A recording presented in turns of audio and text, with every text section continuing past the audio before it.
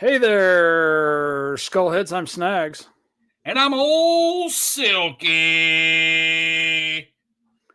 And before we jump into this episode, remember to go to snagsandsilky.com and hit that click pit. We've got links from every episode we've done. This is episode number 62. So that's 62 episodes of books, movies, and music for you cats to check out. What you gonna do when episode 62 runs wild on you?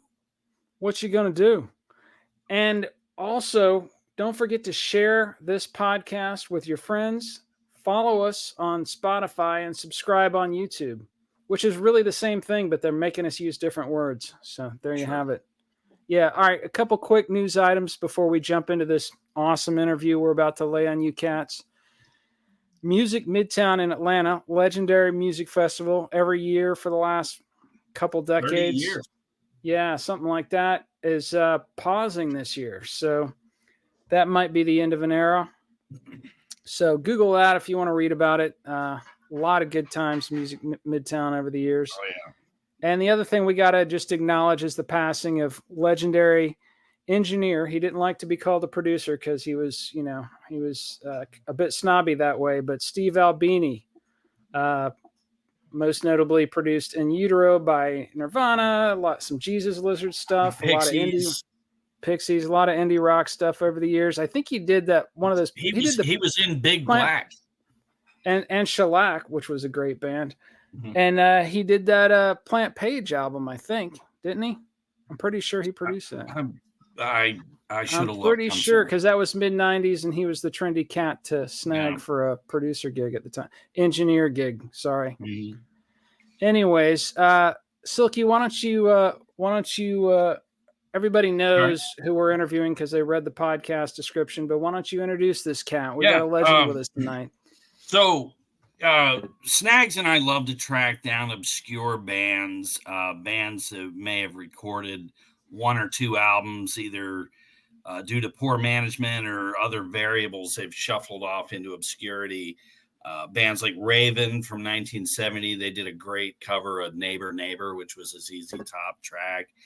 Iron Claw, Warhorse, Buffalo from Australia back in the 70s. Yeah. Nick Simper's post Deep Purple band Warhorse, Wicked Lady, Dust. Dust was which up in New England. Steve Cornell, who worked with Kiss. Marky Ramone was in that. Yeah, the wig wearing Marky Ramone. So in that vein, rocking that wig.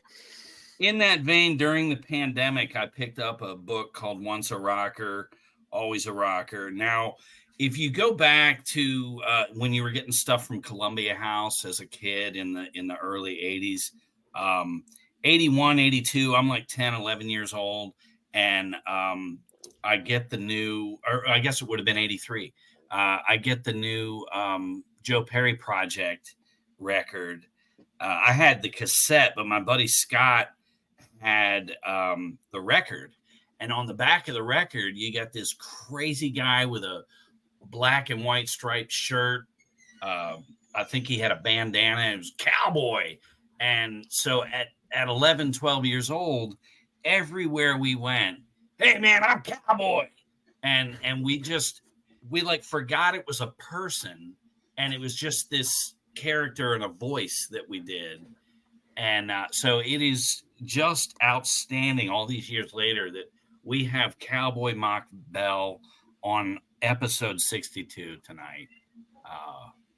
It's hilarious. Singer for the Joe Perry Project. That album is fucking phenomenal. I re-listened to the 3 Joe Perry Project albums today and to the Thunder Train stuff, which was Cowboy Mach Bell's previous band.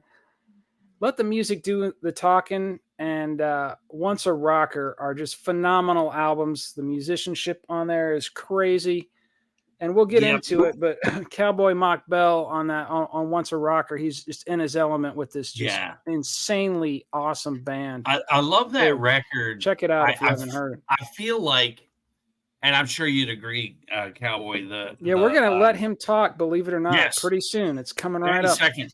No, but I wanted to get this in. That Once a Rocker is like a good toe in the water, but I really feel like that lineup needed at least 2 more studio records and a a good live album. Yeah, no, good you want live album. more. You want more. You But really do. instead we got Done with Mirrors, which was Yeah. okay, but it wasn't Once a Rocker.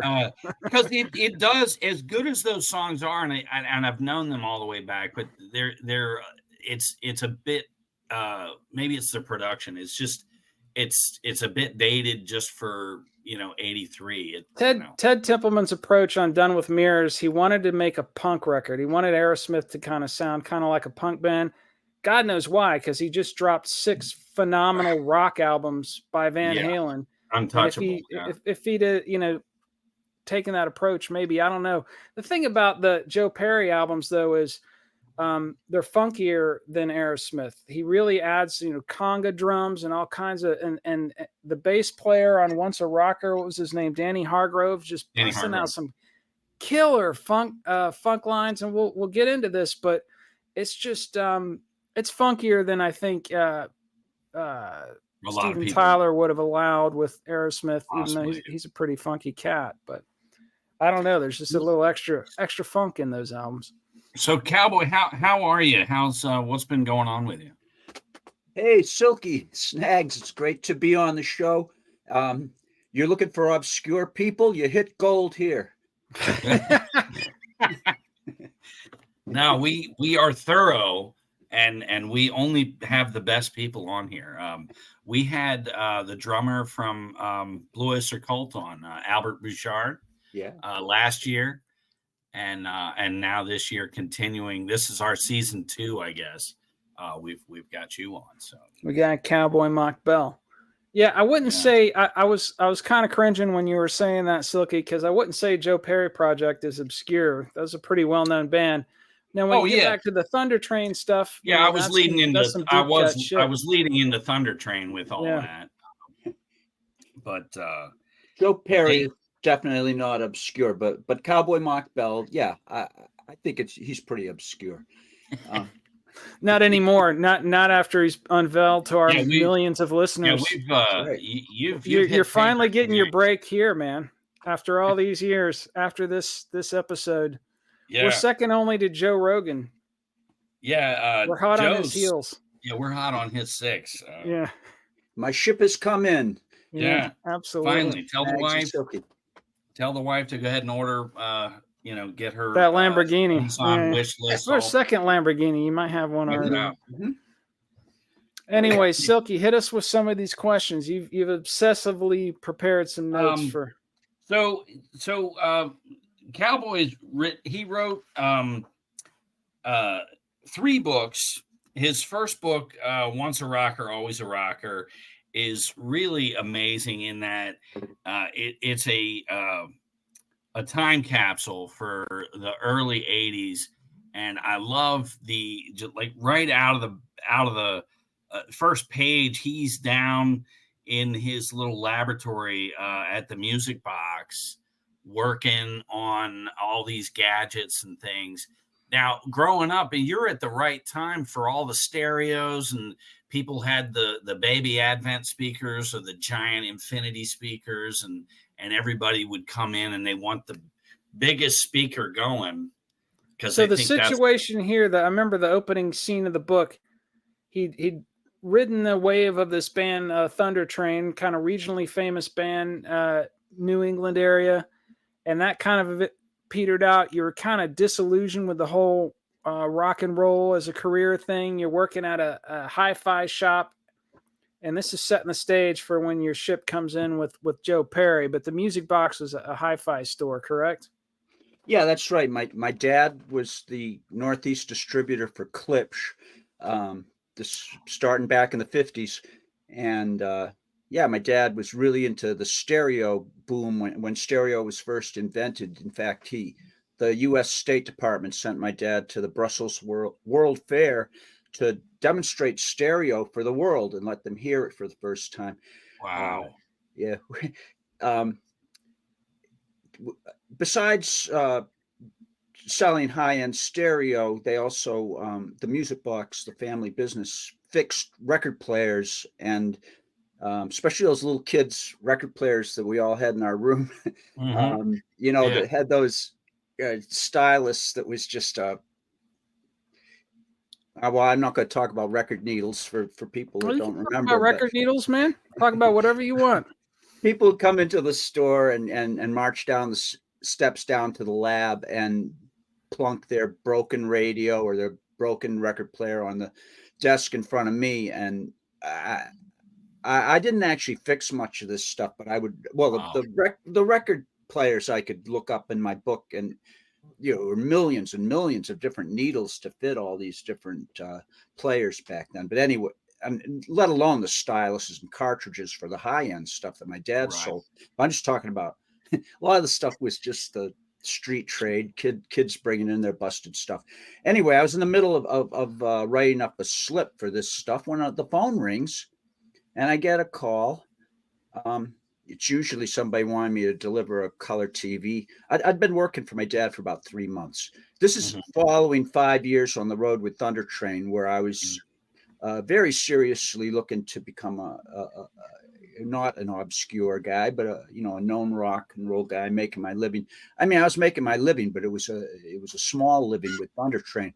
But I'm talking in the 70s, and the Boston scene was alive with the Rat was our club in Boston, and then we'd play CBGBs. Live at the Rat, great album.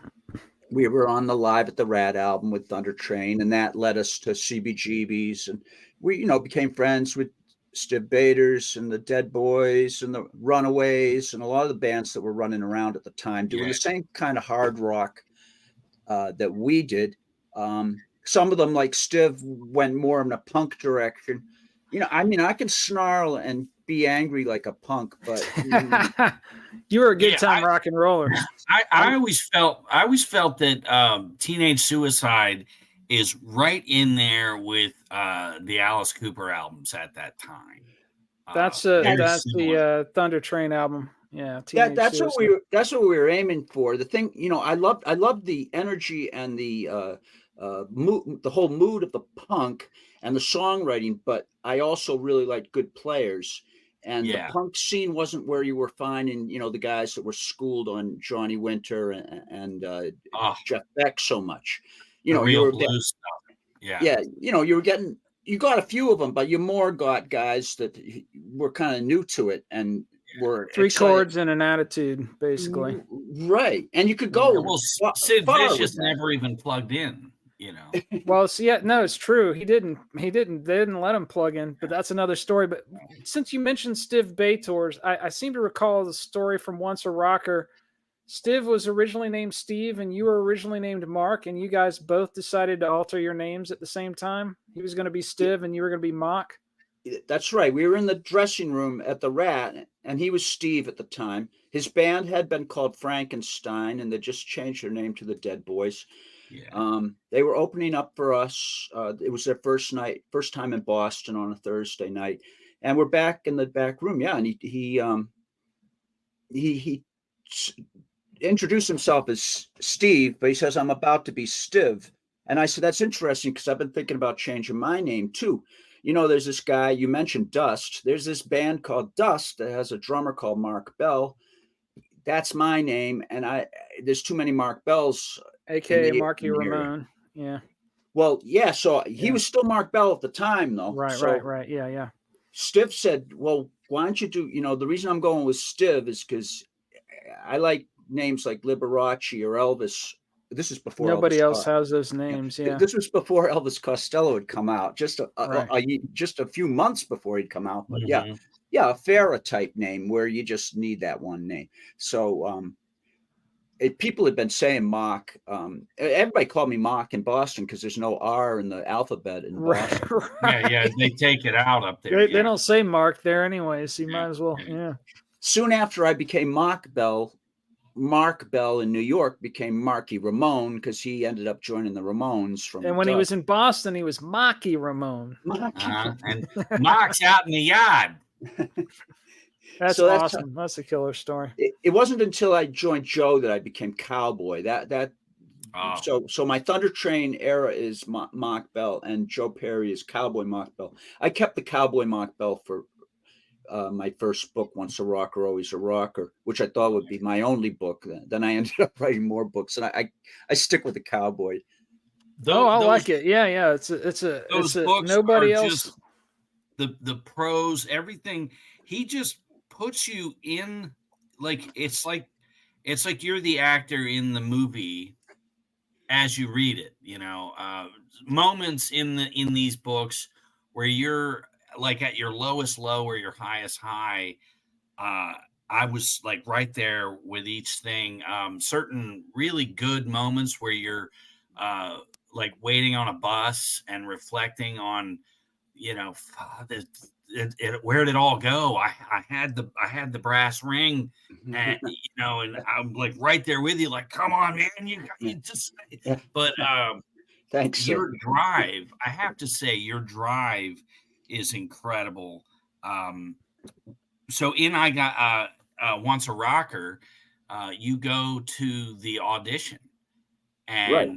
and here's this amazing, and I will say Joe Perry really captures that Jeff Beck, Jimmy Page riffage that is just, I think all of us, there was a time where the top three were Clapton, Beck, and Page, all from the Yardbirds. That whole style, but there's moments even in Once a Rocker. Joe's got a little Keith Richards happening too. Yeah. But Joe does that kind of up down strum feedbacky thing, and you're like, oh, here we go, Well, but you guys got to remember, you guys know a lot of guys that play those Jeff Beck licks and Jimmy Page licks, and Keith licks, but Joe Perry, like those masters, also looked like the guitar was built into his body. He had the Jeff Beck, not Jeff Beck's stance or Jimmy Page's stance, but he had his own stance that was as powerful. He was a sex symbol. He was a cover guy on rock magazines and other magazines. That's the. I mean, I know it's kind of the Ace Frehley thing. He looks like the guitar was just born and is strapped around. That's what really slung low and that's ready to go. You got to have the whole package, to really be a rock star. And so that was, walking into that audition was very powerful for me. Joe, I'd seen some of the other Aerosmith guys around Boston over the years. Steven had come to see Thunder Train a few times. Brad Whitford used to go out to see bands quite a bit. Joe Perry never went to see any band. He never left the house, and we never saw him anywhere except on stage at the Boston Garden playing with Aerosmith. Did you see Tom Hamilton around or Joey Kramer or any of those guys? I never saw those two around, but I don't know it's because they didn't get out. But I do know that Joe didn't get out. Wow. Joe, to see, a Joe Perry sighting was incredibly rare. And I'm a vocalist, but I was originally a guitarist, and rock guitar is what got me into the whole game. And I'd seen him early on in 71 when they were starting out, because they were playing in my backyard. I mean, the same area I was playing with my teenage band. Yeah. And it was kind of like when you're reading those Van Halen books, when Van Halen suddenly showed up in the backyard at Pasadena next to those other kids that. Did you read Van Halen Rising? Have you read Van Halen Rising? Is that the Noel Monk? Yes. Noel Monk. No. It's the one before Noel Monk. Second one. Yeah. Van Halen Rising is, I forget the guy's name, but it's about their career before they got signed. So it's all the 70s backyard parties, and it ends when they get signed. The Noel Monk one starts right when they get signed. So you read both of those, really well. You got the whole story. Okay. Yeah. I'm still making my way through the Monk one because I write myself. And I mean, when I come out of a book, writing my own book, the last thing I want to do is sit down and read a book. Read another book. Yeah. I've been staring at clouds for a few months, since Rock Survival came out. But But anyway, getting back to So and then, but the other thing about that audition when I went in with Joe was I heard a second guitar playing before I even went into the room, and they told me on the phone to learn 6 songs. They told me the tunes to learn, and they said bring a guitar too, because the singer before me, Charlie Farron, had played guitar in the band as well.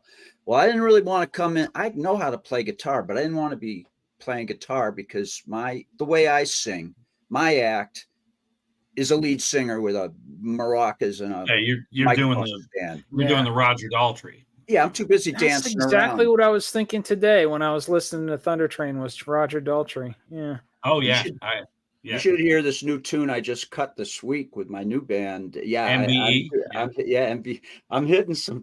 I can't avoid. I'm either go into like Alice Cooper territory or else I go into Roger Daltrey territory. Oh, that's great. But I believe that I still have a voice that people know. Oh, that's Mach Bell when they hear it, and don't. But it helps to be somewhat close to something in this business, because let's face it, you go see a great band and the first people say, well, what were they like? And you got to compare it to something you know. You got to come up with something, even if it's totally different. So, but anyway, so I hear this other guitar playing. He's pretty damn good too. And I go, damn it. They were auditioning somebody else, and he's better on guitar than I am. And I don't know. And oh man, I was feeling rotten. I walk in. The second guitarist was Brad Whitford. Brad had just joined the Joe Perry project himself because things had become a dead end with the Whitford St. Holmes that he was working on. Oh I remember that band. Yeah, Ted Nugent's singer. Yeah. You know what was happening, from what I hear, is that the guys would put out these good albums, Joe and Brad, but the powers that be were not really wanting to get behind those records, because what they really wanted to do was force those guys to all make up and do Aerosmith again. So there was some stuff going on, but anyway, so Brad is in there. So I walk in and here's Joe and Brad jamming away on Toys in the Attic, and there's a microphone in between. I go, okay, I guess this is my spot. Yeah. Neither of those guys sing. It's up to you. Now, luckily, the day before I joined the band, Danny Hargrove had joined. And now Danny was our bass player, the youngest member of the band. He's a fabulous bass player, and he also is an amazing singer. And Danny came in. It was just the day before. It was Brad and my first day with the project. This is the end of February in '82. The day before, it was just Joe and his drummer, Ronnie Stewart, and Danny Hargrove. And Danny sang all the leads and played all the bass and killed it. But Joe wasn't looking for a power trio. And I was already scheduled to come in the next day. So that Brad and I came in. So is he the one hitting the high notes on Adriana? Yes. The high notes and the whole end of that tune. Yeah. Okay. Yeah. I mean, he could really. Now, we were a multiracial band. We had Danny, who's African American, and we even had an Italian drummer in the end. Talk about multiracial. Joe Pett, right? we had it all. But Danny was raised singing in the church, and he could really get into that gospel. Oh wow! Super.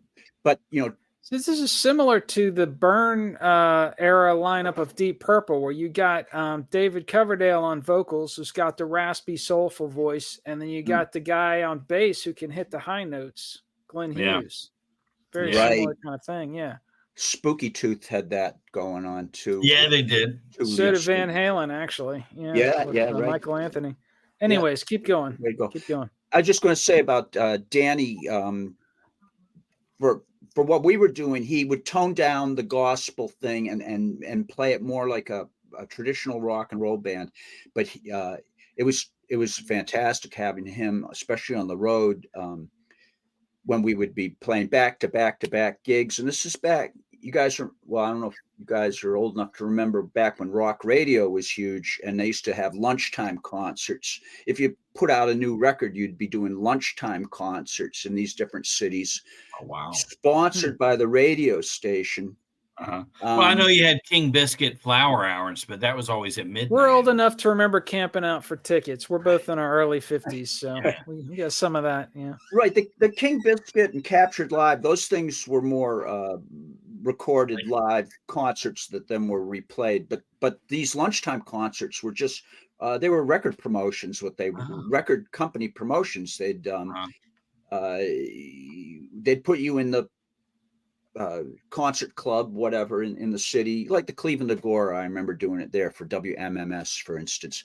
12 o'clock. It'd be I think it was free, and everybody could just come in and they'd sell hot dogs and we'd play and we'd promote, we'd That's play pretty the cool. album basically. And they'd cut, they'd have the DJ. They wouldn't broadcast the whole concert usually. You couldn't broadcast Joe Perry. You didn't need a broadcast. You could hear it all over town anyway. Right. We were so loud. It's the way it should be. It cut in and out. But I just got into all that because when you're doing an afternoon concert and then playing 1 or 2 shows a night, it was fantastic to have Danny Hargrove so I could turn and say, I'm taking the low road. You take the high road. Yeah. Well, back up. Yeah. Now, what were that the cat could differences? lay down those bass grooves, man. What were the great differences combination. going from Thunder Train? Gene Provost and Steve Silva. So you had a twin guitar attack, then the brother Rick, and then Bobby Edwards on drums. How was that dynamic with Thunder Train and Joe Perry Project? Were you like fish out of water and here's this rock god and then the other 3 of us? So, Well, as you remember from the Once a Rocker, Always a Rocker book, that my first shock was in that rehearsal room. For the first 3 weeks of rehearsal, I was singing in between Brad and Joe, but then just before we went out on the road and started doing live gigs, they put us in a bigger studio where we could set up on a sound stage and have management come in and see what we'd put together. I go in and I'm looking for my microphone. Where's the spotlight center stage for the Cowboy? There's nothing except for Joe Perry's setup is there. And I see this mic stand set up way over on the side of the stage. Oh, wow. Welcome to the Joe Perry Project. He was hiding, good looking Cowboy way over there, under the green Fresnel. Behind the drum set. Yeah, exactly. I was like, yeah, he had Bob Daisley's spot, Right. So I'm coming from Thunder Train, which is a democratic, we'd punch it out, we're going to do my song. No, my song. No, it was democratic. And I was the lead singer in the middle. And I had no qualms at all about jumping up on the guy's guitar amplifiers or grabbing a girl and running all over the place and totally stealing the show. I had no problem with that. I thought that's what I was there to do. Climb over after, be a madman, Yeah. But with Joe, now I'm off to the side of the stage and I'm thinking, is he really going to want me to come out here with a sequined funny hat and dancing around backwards and doing all my shtick? I don't think that's what he's looking for. He just got away from a clown lead singer, Steven Tyler, that he's trying to get away from that. And so I didn't know what I was supposed to do all of a sudden, and it was hard. It's like putting James Brown in a straitjacket, because I got ants in my pants and I'm ready to rock. And so this was, it was a lot of gigs and a lot of time. I did that whole first leg of the tour when we had Brad in the band over on the side of the stage. Oh.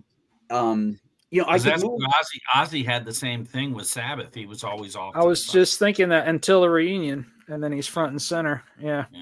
Now I could still move forward to the edge of the stage and shake hands with the kids, but I was pretty much on that side. I didn't know how, sometimes I'd move it a little bit, but anyway, Brad got a gig with in LA with Rex Well, Smith. we've got El Condor here for Condor. his This is usual appearance. Mach Bell here. Okay. Hey, El Condor. How's Say it going, buddy? So What's up? what's What do you everybody got to do? What do your usual spiel? Lay it on. Merchandise. Go to the website and buy the merch. Snagsandsilky.com. Okay. Also, go to oncearocker.com Yeah. and buy whatever Mach Bell's selling and check out his tour schedule. No, you're fine. You're fine. Okay. All right. Good night, son. Thanks, El Condor. Sorry about that. It's our No gum at usual. 9 o'clock at night. Come on, man. The wife's gonna get me in. Go ahead. All right then. El Condor. There he goes. There he goes. There he goes.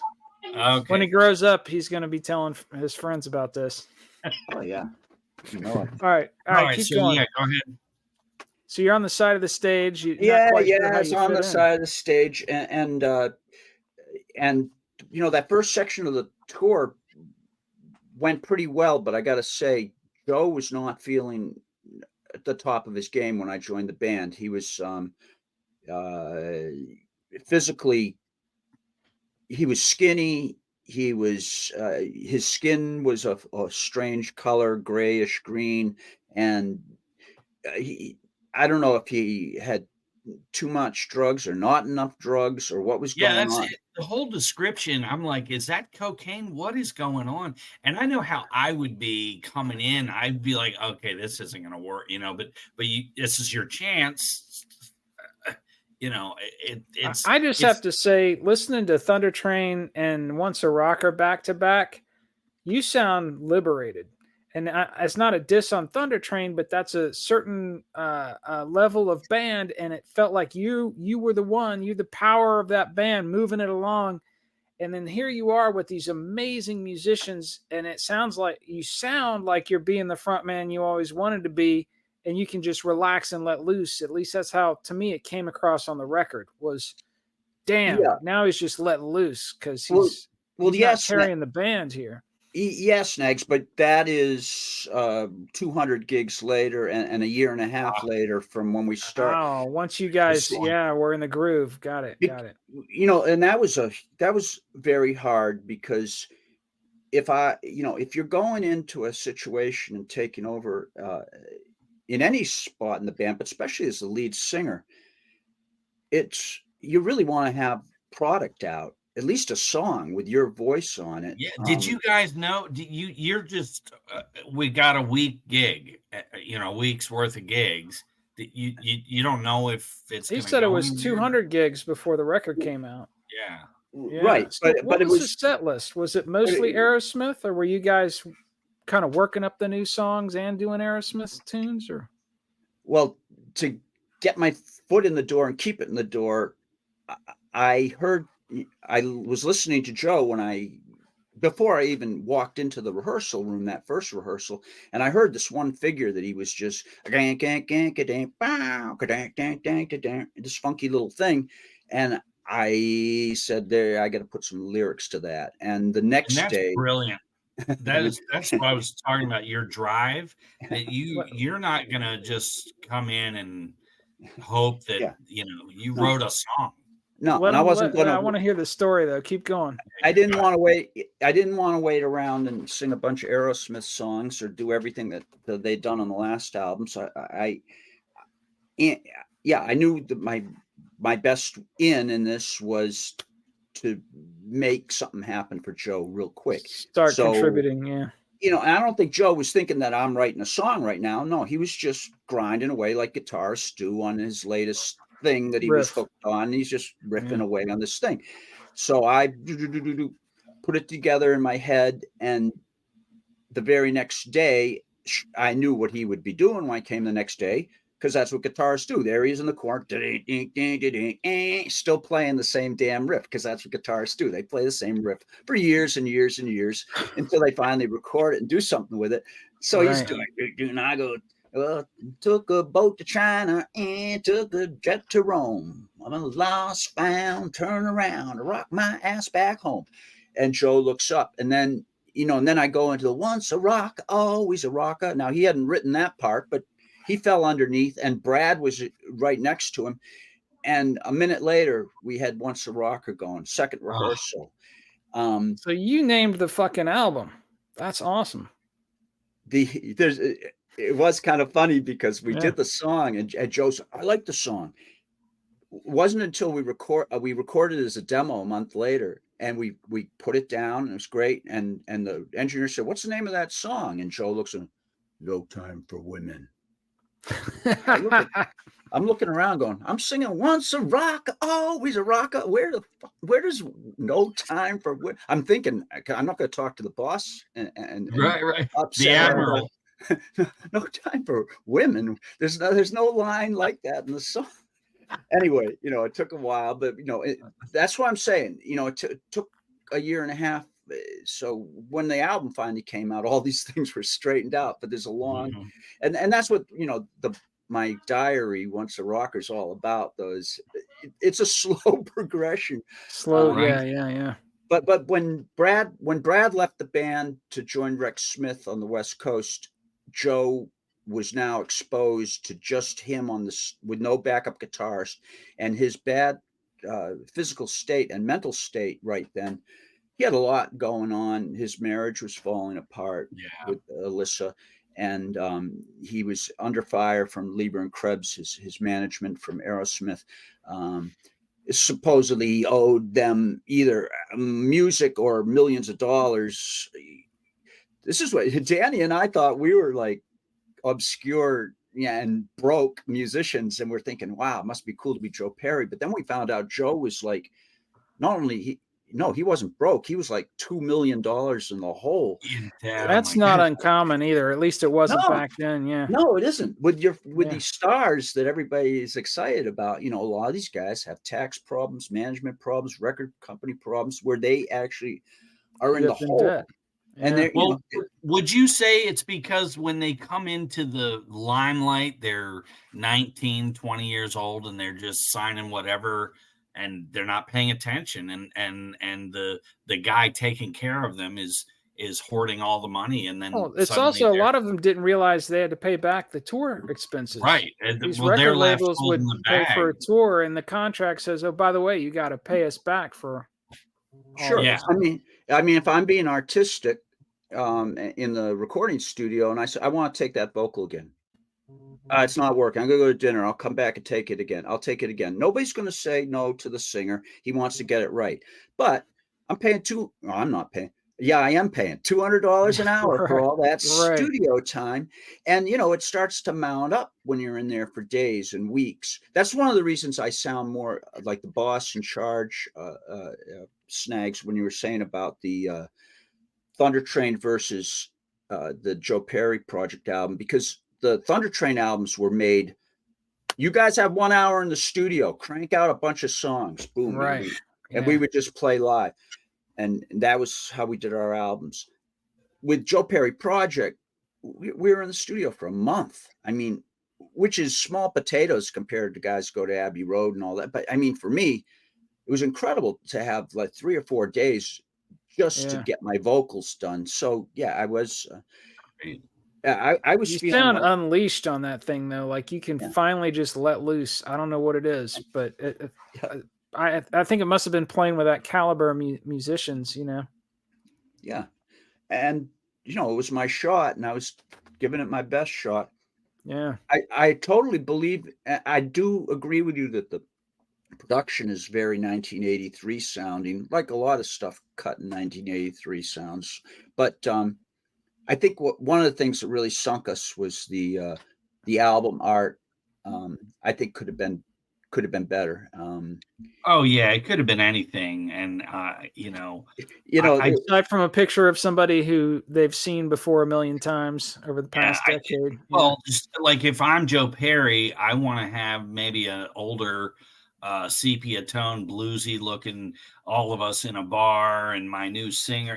That's how I was. Allman Brothers Fillmore East cover. The gang in the alley kind of thing. That would have been right. Would have been a lot better. Yeah, and the first two JPP albums had really good covers. But it was with Columbia, and it was with him a in lot the behind in him. the conference room. Let the music do the talking is awesome. I gotta say the middle one feels like there's a bit of a dip in quality, and then you guys come Well, roaring that out was of the gate the with other the thing third one. I liked in the book where you're doing some of those songs live and you're lamenting that you're singing somebody else's vocals and you're picking your own, we're our own worst enemy, and you're criticizing, I can't sing the way he does, and that it was a moment in the book where you're suddenly able to sing your own songs, and you're working a few more of your own songs in. But you did some covers. I'm Going Down and Bang It Gone. Bang It Gone was awesome. Yeah.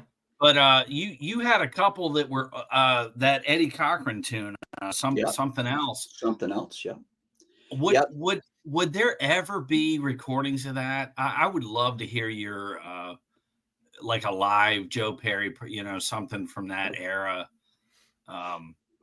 Something else was worked up in the studio, the studio where we cut the rest of Once a Rocker, and it was worked up at least to basics and a reference vocal on it. So that's probably rescuable with a little bit of mixing and love. It would probably sound really powerful. Like an anniversary reissue, and it had some of that stuff on there. It'd be great. But well, as I understand it, Aerosmith is now, their catalog and everything is now, it went from Columbia to Sony Music, and now I think Universal MCA now owns all the licensing on all the Aerosmith stuff, which pulls. See, I always said Once a Rocker will never see light of day because that's on that MCA label, and all the other Aerosmith stuff is on, right. Columbia or the other label.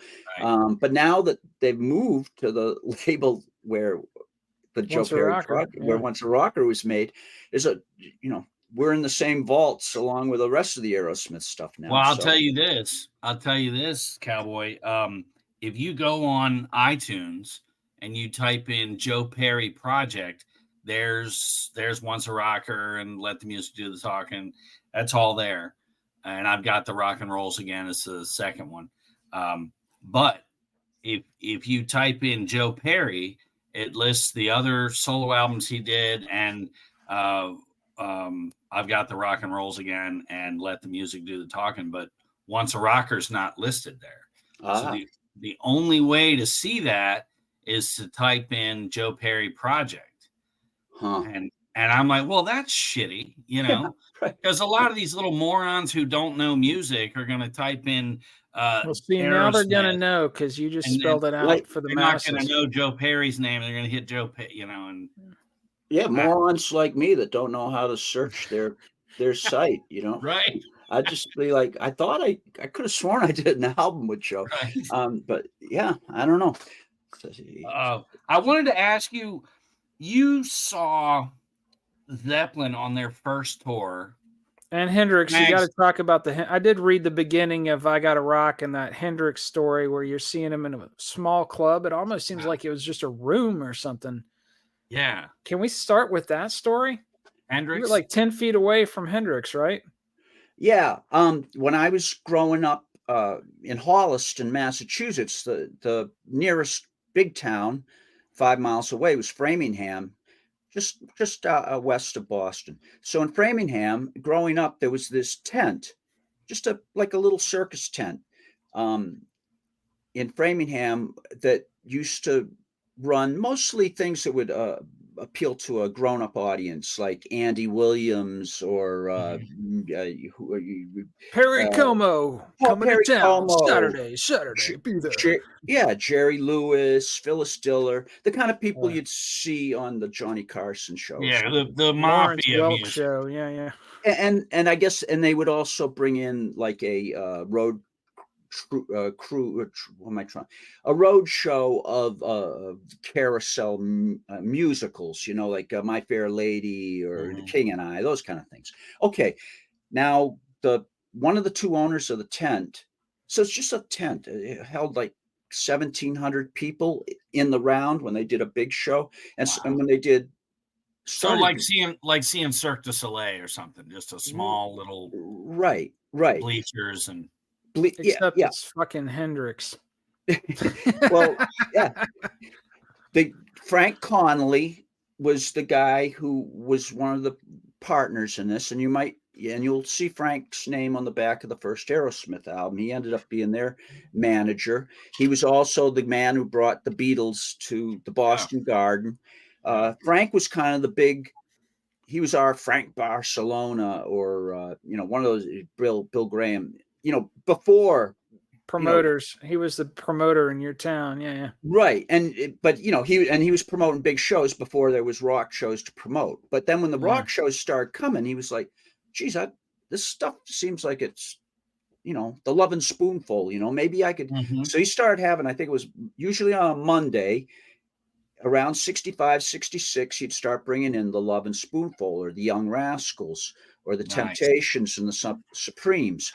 And, so in 68, summer of 68, the tickets went on sale for Jimi Hendrix Experience.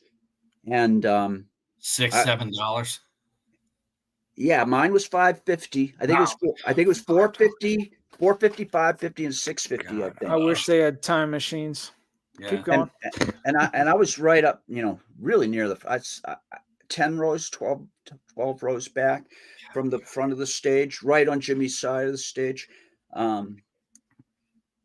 Stage left as you looked at it. So he had a band. Jimmy had a band that called Ira Apparent. Talk about obscure bands. Ira Apparent, produced them. Yeah, that he produced. Who came out super flashy dressed. They were obviously just been to Carnaby Street or whatever. They had all the killer clothes. Had we're seeing Marshalls for the first time in 1968. I'd seen a picture in a magazine maybe, but I mean there weren't even rock magazines hardly back at this point. This is pretty early on.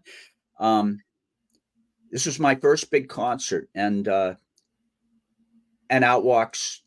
Oh, so it's Ira Apparent followed by the Soft Machine. Soft Machine was a kind of a psychedelic rock band, a little Pink Floyd kind of style. Yeah, but more psychedelic. Yeah, I know who you're talking about.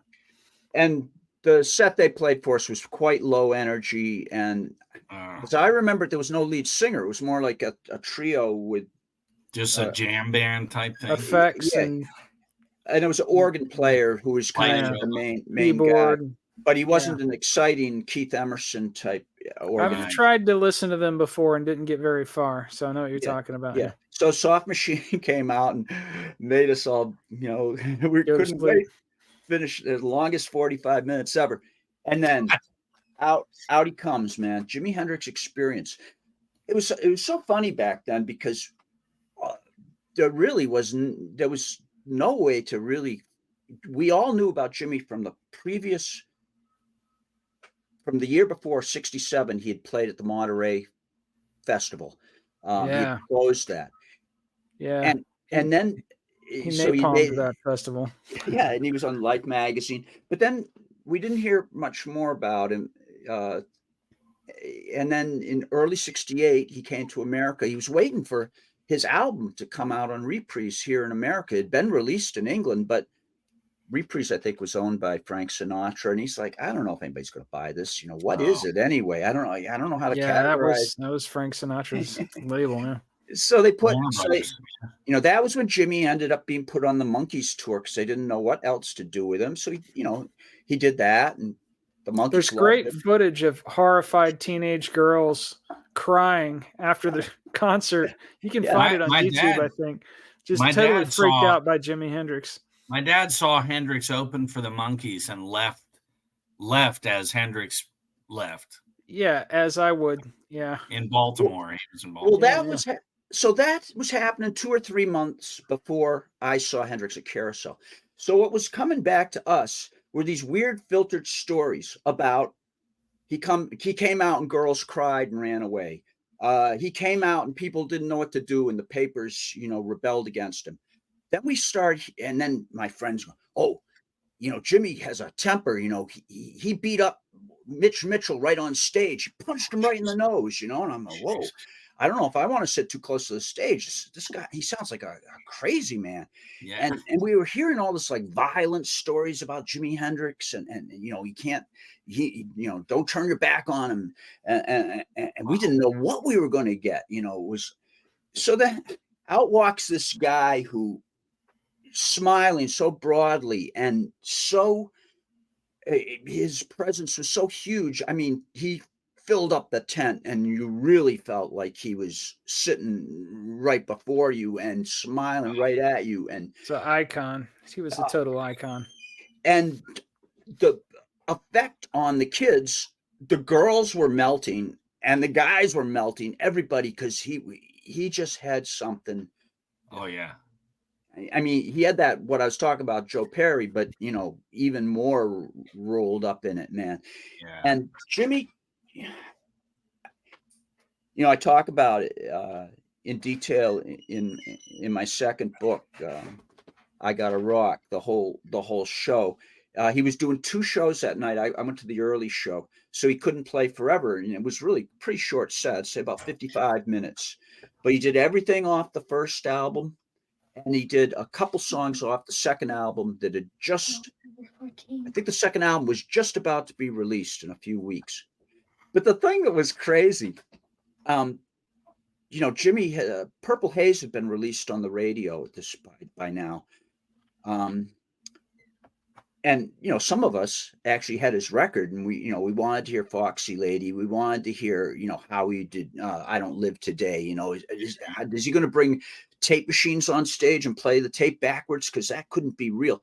He played that song backwards in front of our eyes. It just absolutely was just like what we heard on the record, except a little faster and a little more exciting, with some extra licks thrown in, and with crazy eye darting and tongue waggling, and he just, what a showman. But through all this, we called them the greasers. There's Saxonville was the village just close to the Carousel, and that's where all the guys that just hung out with their GTOs on blocks and swig beers. And beer wasn't cool in 1968. People that drank beer and worked on cars, those were greasers. We were the love generation kids with a flower in our hand. Anyway, the greasers are in the back. Fire! Play fire! Fire! Fire, for anybody that hasn't heard it, it's it's a little bit of guitar. And first off, if you haven't heard Fire by Jimi Hendrix, you're not welcome to listen to our podcast. Yeah, just turn off. It's a tremendous tune, but it's Mitch Mitchell's turn to shine on the drum. It's like a Wipeout. It's like Wipeout. It's all the drums. Right. It's not. It's not the greatest. I happen to love the song too, but I want to hear next to your fire. Yeah.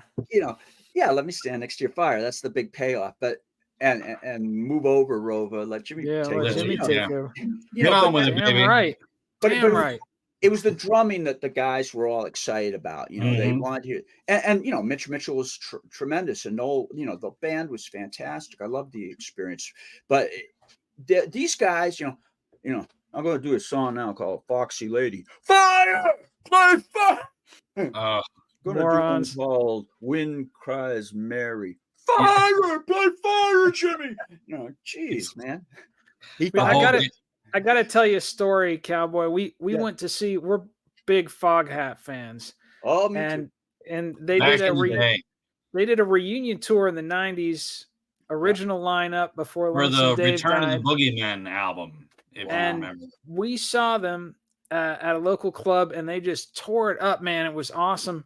And there was this one idiot at the front of the stage that kept yelling, "Play Driving Wheel, play Driving Wheel."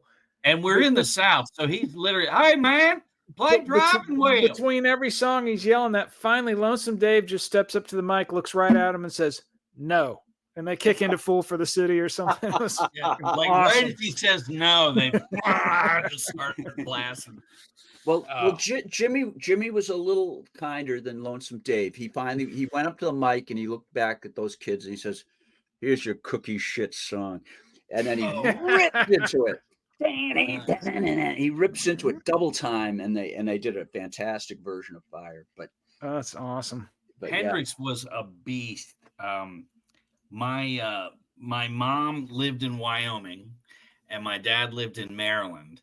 And at the Atlanta Pop Festival in Byron, Georgia, my dad went down with a buddy, and my mom and a girlfriend stole the girlfriend's dad's car and drove to Byron, Georgia to see. But both of them went there to see Hendrix. And my dad would tell the story that when he pulled in, him and his buddy, they get out of the car, they're parking in some field, and he looks across to these girls that are smoking a joint and leaning up against the car, and he goes, "Oh my God, that's Janis Joplin." And if you look on the back cover of Cheap Thrills, Janis is like leaned up against a wall or something, and she's laughing with her hair all. That's my mother. It's that's what she looked like. And so basically, without Jimi Hendrix, this cat right here would not exist. This little square would be empty. Yeah. Wow. Yeah. There's some other idiot there talking. Hendrix is like, everything. And it's also his mother thought that he was conceived.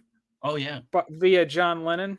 Yeah, my mom. When Lennon died in 1980, my mom wakes me up, December 9th of 1980 and says, "Your father's dead." And, I'm 10. I'm like, "What?" And she's like, "Yeah, they shot John Lennon." And I'm like, "Okay, what about my dad?" Anyways, we were both raised by crazed hippies. But anyways, keep going. Madness. But I wanted to ask you, you saw Zeppelin, the same place at the tent. And he's outside, or who Zeppelin had an opening band, right? Yeah, well, that was the situation. The next year, summer '69, Led Zeppelin's coming to town. It happened to be the weekend after the Woodstock Festival was being held out in Hudson Valley, New York. A bunch of my friends, including Steven Silva, who was my later guitarist with Thunder Train, was at Woodstock. But I was looking at the Woodstock ad, and they didn't have Jeff Beck Group, who was my favorites, and they didn't have Led Zeppelin, which I'd seen Jeff Beck Group, but I had not seen Led Zeppelin yet. They were a new band in '69, and I had got the first album in January when it came out and played the death out of it. And I think the second album had just come out. Imagine that. This is back when bands were releasing an album every 6 or 7 months. Yeah, every 6 months, man. Kiss did like 8 albums in 4 years. Crazy. And that's the Brown Bomber, Led Zeppelin 2. Good God. And back then, we would be waiting, and it seemed like it'd been 8 months we'd waited for that new. Well, and you didn't have the internet. You had no way to know, and you would just walk into the record store randomly and be like, "Oh my God!" You didn't even have Hit Parader or Circus Magazine back then. I don't think that's how I got my news when I was a kid. No, you had Cream and. Did you? Well, maybe a little bit. I don't think I had Cream in '69. We had, the very, very beginning of Rolling Stone, when it was a little tabloid, was around coming out. And, there was some, I remember there was something called Go magazine that my dad used to give at his store on the record department. There was these, things that it was all ads for records, and it would just be, a lot of the stories were from the British press, and that's how I would find out about bands like Traffic and Jimi Hendrix and Procol Harum and Jeff Beck and the Nice and all the things that I was interested in. All these bands, Boston was their first stop when they would leave England. So we were seeing them, and all in either in the little place like the Carousel, or even a smaller place like the Boston Tea Party, which only held 600 or 700 people. But rock was small back then, like it is now, and I like it that way. Right, yeah. We're back to where we started in to quote the Kinks. Cowboys pros in I Gotta Rock. I'm literally picturing Dustin Hoffman in The Graduate, just a young cat, experiencing all this stuff for the first time. And he just happens to see Jeff Beck come through with Rod Stewart, and he's describing them come in with their crazy hair. And did you see the Yardbirds too? You saw them? No, I missed the Yardbirds. I was a little too young for that, and they didn't come to mind. But let me just say the funny thing with the Led Zeppelin show. Yeah. So I go down to the head shop in Framingham, the place where you'd get tickets to these shows, where I'd got the Jimi Hendrix ticket. And I say, I'll take a ticket for Led Zeppelin. He said, oh, those sold out. I said, sold out? Who's going to see Led Zeppelin? Nobody knows who they are except for me and 3 kids. He says, yeah, nobody knows who they are, but look who's playing with them. And I looked, I said, oh, it was Orpheus. Now, Orpheus was the biggest band going, and especially with those greasers that I was talking to you about, because they had. Now I got to look up Orpheus. Orpheus were a band here in New England that had a prom ballad called "I Can't Find the Time to Tell Ya." So they had a little radio hit, basically. So Orpheus, I'm gonna check. I've never heard them. Yeah, you find Orpheus. Anyway, I'm not. They're kind of like the Association, a vocal group with with lush grassroots. Yeah, but so anyway, Orpheus was opening, and all the tickets had sold out. So me, Brad Whitford, who I hadn't met yet, but who was sitting next to me, and a bunch of other guys who would end up playing in bands with me in the years to come, but I still didn't know them either. All these musical guys were all sitting on what we called the hill. It was a berm that was around the edges of the circus tent, because we could still listen to Led Zeppelin even if we couldn't get in to see the show. So Orpheus is in there finishing up their act. But I can find the time to tell you, da da da, and yay! And the crowd runs for the door, and everybody leaves. I figure they're just running out for a cigarette, but I hear one girl going, "Who's Led Zeppelin anyway?" And I don't know, some guy from England. Oh yeah, and the flyer said the Led Zeppelin or something. And the posters on the tree said the Led Zeppelin. So they don't know who the Led Zeppelin is or who he is. So suddenly everybody is not only leaving, but leaving, getting in their cars and running away out of there. Yeah, nobody has any interest in the Led Zeppelin. I knew it. I was like, snowing out? Is it cold? It was just August. Oh, okay. I think. Yeah. So, it was. I get them mixed up. They were both Jimmy and Led Zeppelin. They're about a year apart from each other in July and August. One was July. Oh, Jimi Hendrix. Yeah. Jimi Hendrix. So anyway, next thing we know, a big stout British guy looked like a mobster with a kind of beard. Peter Grant. It was either Peter Grant or Richard Cole. Richard Cole. Probably Richard Cole. He would have been their tour manager. Oh, got it. Yeah. He oh, you blokes, get in the tent. Come on. And so he ushers all of us 60, 70 guys into the tent. Jeez. And it was any seat you want. I ran right up to the front. And out comes Led Zeppelin. I know Robert Plant had just celebrated his 20th birthday the night before. He was a teenager. Yeah, he was a kid, man. When he played in Connecticut the day before. But yeah, and Bonham was the same age as Plant. So these guys were just out of being teenagers. And the oldest guy was the guitarist. He was 26. And he had been, Jimmy had been to America a couple times or more than that. Yardbirds tours. He knew his way around. But the other guys were obviously a little green, but we were a very small crowd, but we tried to make as much noise as we could and show them that we liked the show. Now, I'd like to tell you, everybody always must have been the greatest thing you ever saw. I'd just seen Jimi Hendrix the year before. And then I saw the Jeff Beck group. Yeah. The thing with you saw this new band trying to get it together. They're still trying to gel. They were still gelling, and they surprised me because the thing with Jimmy especially, Jimmy played his songs like they were on the record, except a little faster so you could get to even more of them. Led Zeppelin were more of a jam band even then. Like they kind of blew my mind when they did How Many More Times. I'm waiting for that. There's a scream in the middle of it that because I got you in the sights of my or I'm waiting for that. Yeah, and probably everybody that's seen Led Zeppelin tapes all know that he probably did this every night. But I got you in the sights of my. Then Page steps up and go diddly dee dee dee doo up in the morning and off to school. Diddly dee dee dee. The teacher teaching the golden rule, and then they go into this whole Chuck Berry segment and rock and roll medley. And I love Chuck Berry and all that, but I was new to the idea of jamming and fucking with your classic. You're fucking with your song. Yeah. that I knew it. I knew it was going to destined for classic rock radio from the first time I heard it. I mean, I guess they thought, we got better than this, and let's do some Chuck Berry. So that kind of threw me. And then the other thing that really threw me, and Snags and Silky listeners, please don't send any hate mail to me, but I think Jimmy Page is a damn good guitarist. And when he has a pick in his hand and his hands on those strings, I'm there all the way. But when that violin bow came out, he goes for this friggin' bow.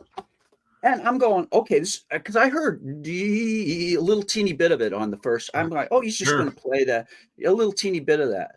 But no, next I see the drummer putting down his sticks. I see John Paul, turning his amp to standby, and I'm like, uh-oh.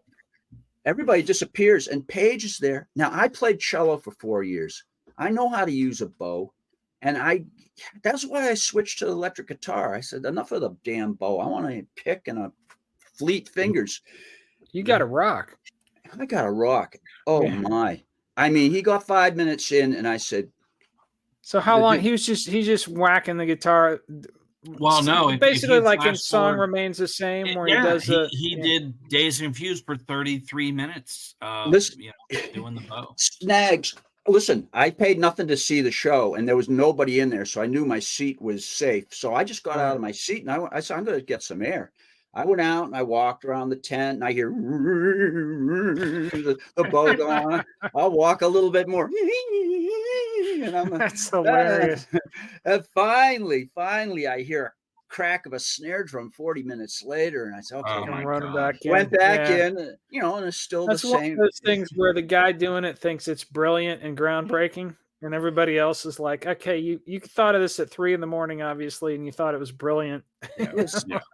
Three guys, lettuce or something. Yeah. Let's get Bonzo back on the drums and get some jams. It's funny because you tell that in the book, and I'm going, oh, come on, man, that's amazing. It's Jimmy Page. Like for me, I want to soak up every second of it. I love that you were of the right there. You got to be honest though about how. Yeah, it's hilarious. Yeah. In '69. I'd seen Jimmy last year. I'd seen Jeff after that. I'd seen a bunch of other bands. Now I'm seeing Led Zeppelin. I figured there'll be another band as good as this coming in another few months. So, no big deal. This is what life is like. I figured. Now I'm 16. Yeah, you guys were spoiled. Yeah. Yeah, I didn't realize that I was seeing the very best concerts of my life. I love that you saw Jeff Beck early on and Rod Stewart.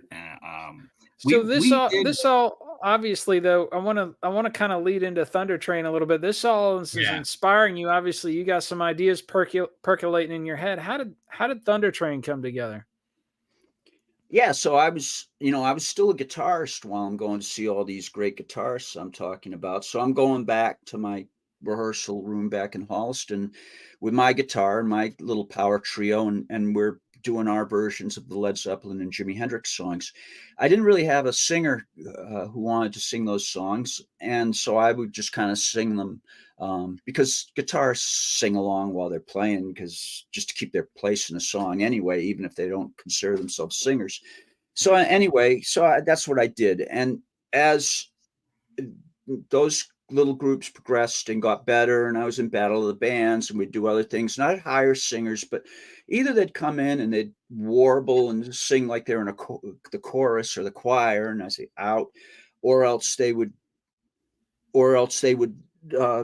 be all set until it was time for the gig, and then they would flake out and they wouldn't make it. And that's what happened on the day where I was playing with one of my bands, and I'm doing the singing and I'm talking to the crowd and I'm doing my best Jimi Hendrix style warm up the people kind of thing that I do.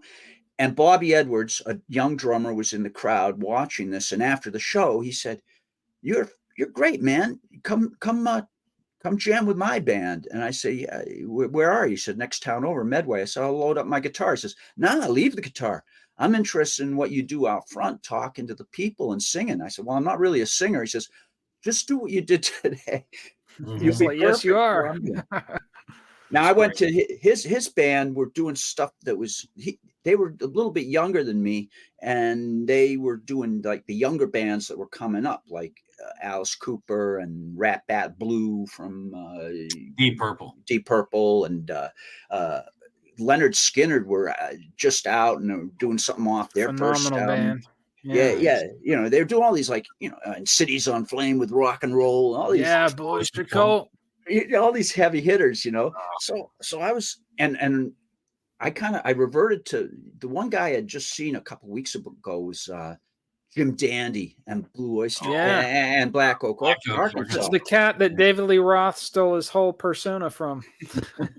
Well, I stole a little from Jim too, So I kind of put on a growly voice and I'm doing those songs and it fit and boom, and we suddenly took off, and then I started making my name as a lead singer and learning how to do that with that band, Biggie Rat. And then Bobby and I, the drummer and I, we were a team. We joined up with the brother team, the Provo brothers. I got the Provost, Cool Gene and Rick. And then the four of us put an ad in the Boston Phoenix, and we found Steven Silva, the lead guitarist, down in New Bedford. And that's how the 5-piece got together. And I started. Apart from Skinner, were there a lot of 2-guitar bands around? Well, nationally, you had Deep Purple, and Britain, even at the time, you had Judas Priest, and Thin Lizzy. One that Joe Perry and I both went to all the shows with Peter Green, with Jeremy Spence and old school. Yeah, the original Fleetwood Mac, and that was a fantastic, the good Fleetwood Mac, 2, sometimes 3 guitar lineup in that band. Oh yeah, they were great. Manalishi. So, and I mean, of course, in Boston, Aerosmith was a 2-guitar band, and we came up, right behind them, and we were immediately. Thunder Train was immediately wooed by a bunch of small-time agents and managers who had been working with Aerosmith up till then, booking them into all the high schools, college mixers, teen centers. All of a sudden, Aerosmith, you couldn't get them for $300 anymore. They had moved up and were out on tour. So all those high schools calling up looking for Aerosmith, they say, well, they're gone now, but we got Thunder Train for you, and they'll play for $300. So that, we had a lot of the Aerosmith people around us, and when Aerosmith was out of town, the Aerosmith wives would come and hang around, watch Thunder Train gigs and stuff. It was cool. So I got to know some of those people through Thunder Train. That's cool. So can I ask one more question, Silky, and then yeah. So and Silky said he was going to get to this, but I just want to bring it up now so we don't forget. There's a Thunder Train song called "Hot for Teacher," and then a few years later, I don't know, 7 years later, something like that, Van Halen drops a song called "Hot for Teacher," and here we have the Thunder Train 45 for you cats that are just listening. If you could sign that, do you have a pen? I'll just put it up close. Yeah. Silky is the completest. He's got to have everything. So he found a 45 Thunder Train Hot for Teacher single. Very good. He's got it. Love that. That's awesome. Good one, Silky. Yeah. So, what were your thoughts on that? Yeah. Well, Yeah, we recorded that in 76. Let's see. We'd done, so Thunder Train got together in 74. A year later, I went to the band and said, we got to be a recording artist. And they said, yeah, but nobody signed us. I said, well, there's a new thing now called DIY records. You would do it yourself. I said, what the hell is that? Right. I said, well, I found this ad in the back of Billboard magazine. It said, you could send your tape off to this place in Louisiana and they'll press a bunch of singles for you. So we did our first Cindy is a Sleeper, I'm So Excited in 75. And we would sell it like at the gigs and even got it played on the radio and whatnot. I mean, it was done on the super cheap. And back in the days, we were at a 16-track studio that had just opened, and it was the only 16-track facility in New England where we recorded that. So yeah, we were, most of the studios were still 4 and 8 track, even up till that point. So then we had some management interested, and they came down to our band house, the Thunder Train Mansion, which was right across the street from the Carousel tent. The Carousel went out of business soon after Woodstock because rock became too big for places like the Carousel. For a little tent. Yeah. And so, Frank folded up the tent and managed Aerosmith until he sold them on to Lieber and Krebs, and he continued to promote other things. But the Thunder Train Mansion was across the street from the old Carousel in Framingham, and Earthquake Morton and Nighthawk Jackson, our producers, came down. They said, play everything you know. So we played everything we know, and they listened. And you got anything else? And Steven Silva said, well, I just wrote this new one. I saw this stroke book down in the combat zone and had this title called Hot for Teacher. So I got this song. And he rips into this, it's like a Chuck Berry number, except even faster. And I'm hot for teacher. I can't think in her class no more. So I'm singing the song, and we didn't get halfway through it. And the guys said, that's it. They're good producers. They knew. So they brought us in the studio. We recorded it, and Earthquake got it out on the radio on the major stations. This is back when, in our town, 50,000 watt powerhouses like WBCN and WCOZ would play a local band if they really thought it was, good product. And that was back when, being on the radio, the next day, everybody was like, I heard you on the radio yesterday. Yeah, that's huge. That was back when the DJs had the power. They could play whatever they wanted. Yeah. You heard BCN, everywhere, walking down the street. You didn't have to bring your transistor radio. You just hear it from the dorm rooms and taxi cabs going by. It was just blasting everywhere. And so now it's blasting Hot for Teacher. That's awesome. Yeah, and that was our calling card for many years, Mach Bell, Thunder Train, Hot for Teacher. So, imagine my surprise. I was on the road with the Joe Perry project in 80, I guess it was the very beginning of 84, I think. Yeah. That's when that dropped. I saw that tour. It was a good tour. I went to Tower Records on Sunset Boulevard. We were staying in a hotel right next door, and I picked up the new Van Halen record, and I didn't even look at it till I brought it back to the hotel. I turned it over and I saw Hot for Teacher, and it just. Did you think they were covering your song? I guess once the trauma and everything wore off, I was just so shocked. Sure. It'd be like if you guys, tomorrow you hear that Scarlett Johansson's doing this new movie called Snags and Old Silky, and you're like, yeah, really? You stole our shit. You stole my shit, Yeah, totally. He'd be playing you, Snags. It's your. Oh, of course, yeah. This is us, but yeah, I can't remember what I thought. I remember getting on the horn really quick to Steven Silva back east to tell him the Hot for Teacher was on with the title. So then you put the album on, you realize it's not a cover of your song, even if I don't know if that even crossed your mind. So it didn't. I don't think it crossed my mind that it was ours. It kind of, it probably hit me the way when Beck came out. The Don't Shoot Me Baby Because I'm a Loser, Beck. Probably hit Jeff Beck that way when we're going to go see Beck suddenly didn't mean we're going to go see Jeff Beck anymore. Right. Or Prince when he woke up and found out that there was a fresh Prince. Like what the hell, change his name to his Prince? freaking symbol for a while. So it's just so weird. it wasn't like you didn't really feel like they had intentionally ripped off the title, but it was just like, damn, there goes our signature song. Everybody, when you say "Hot for Teacher" from now on, everybody's gonna be thinking, "Got it bad, got it bad." I'm sure they know Thunder Train's "Hot for Teacher." I mean, well, that was I bet they did. Those guys were rock maniac fans, Well, that was the thing. There was a gig in '78 when Van Halen were just starting out, when our management got a call for Thunder Train to come to Cleveland, Ohio to open up for Van Halen because they'd heard our single "Hot for Teacher" and they thought they'd love to see the band, and why not come out and open up for us? So we drove all the way to the Agora, and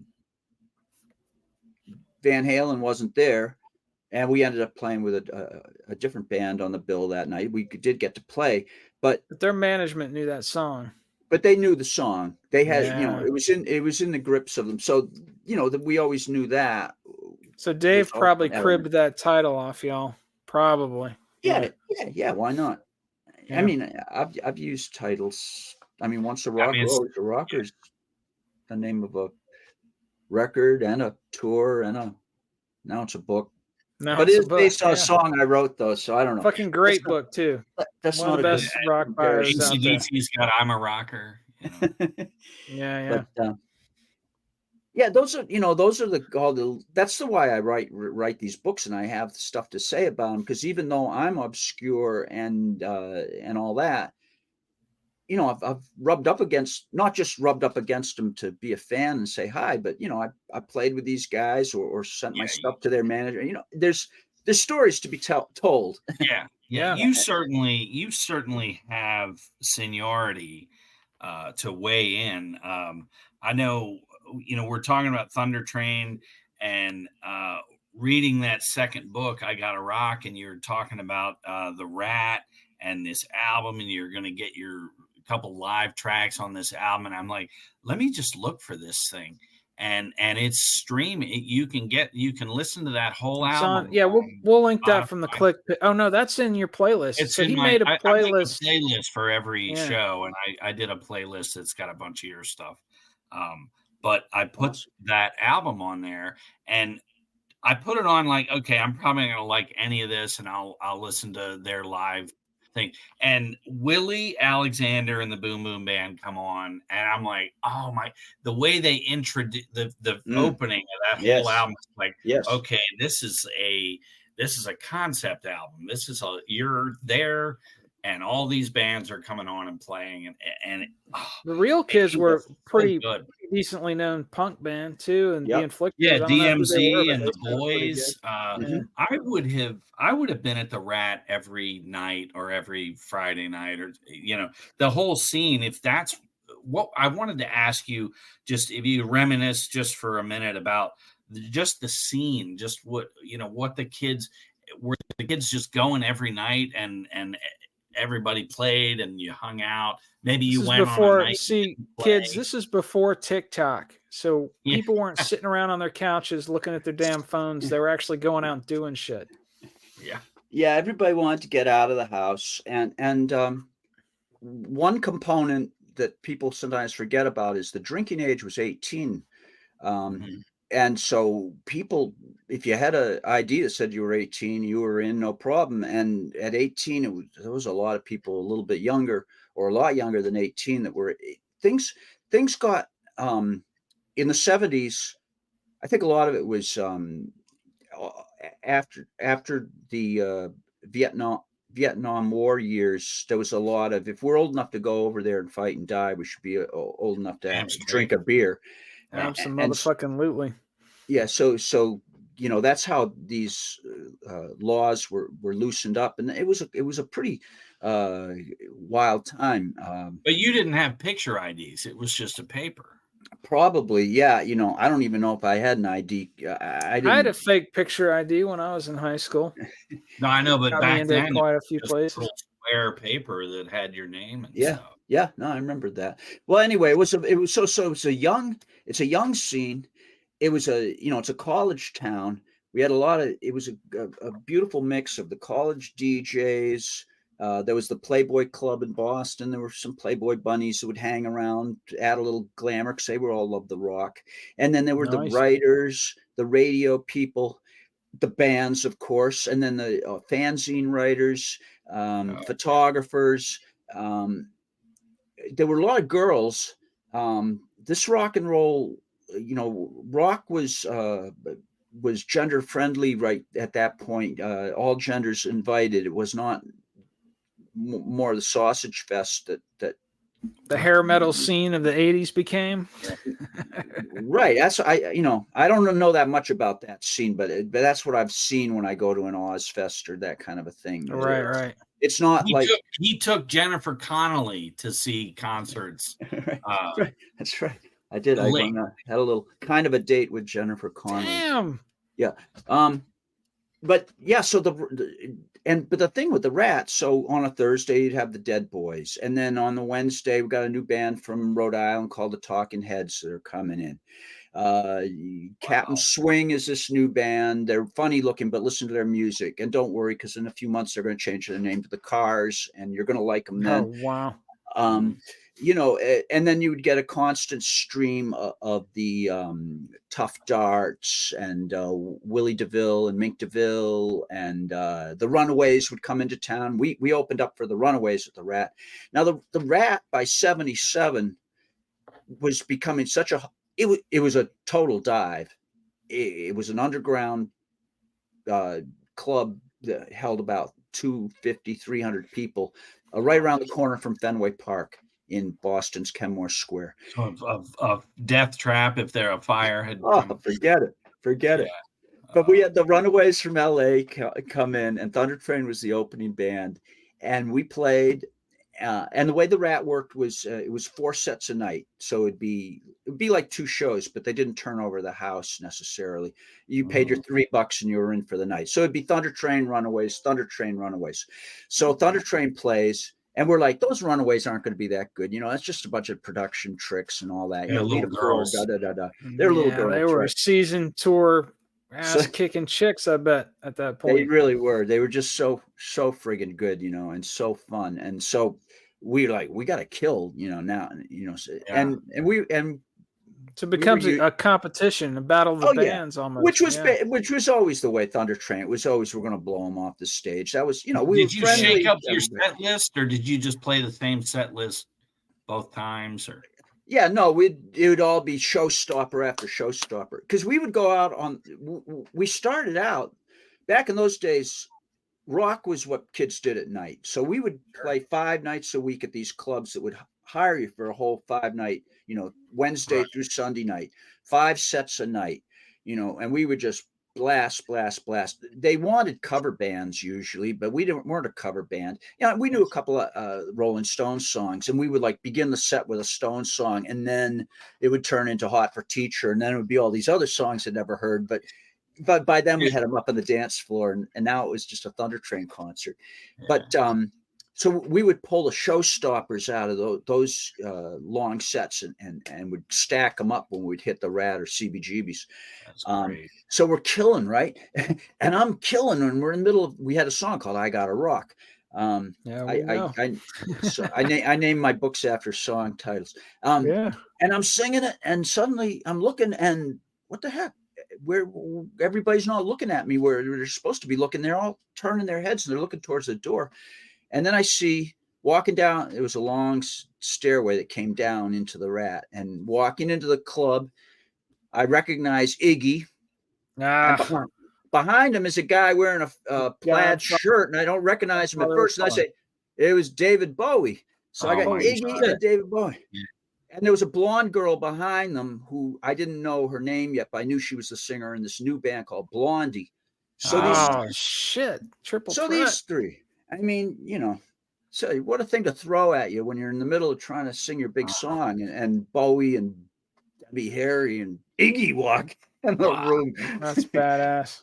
But yeah, it was a tremendous gig, and Jim Harold, who owned the Rat, Jim really made it happen because he was the one in a million club owner that didn't just look at how much beer he sold and didn't just look at how many cover songs and get some dancers on the floor. No, he heard the music of DMZ and the Real Kids, and he said, this stuff is different.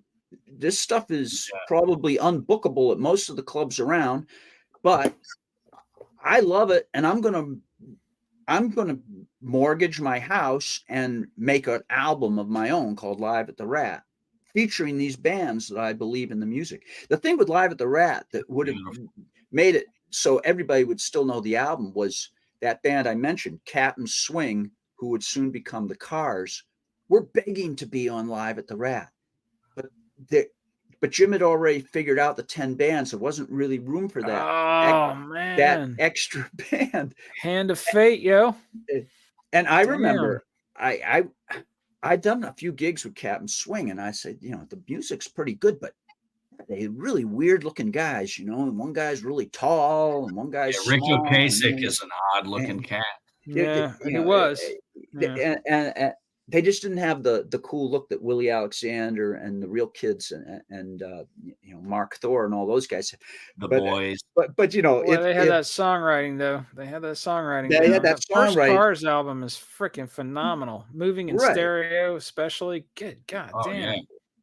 Well, a couple of those songs a little earlier would have been on the Live at the Rat album.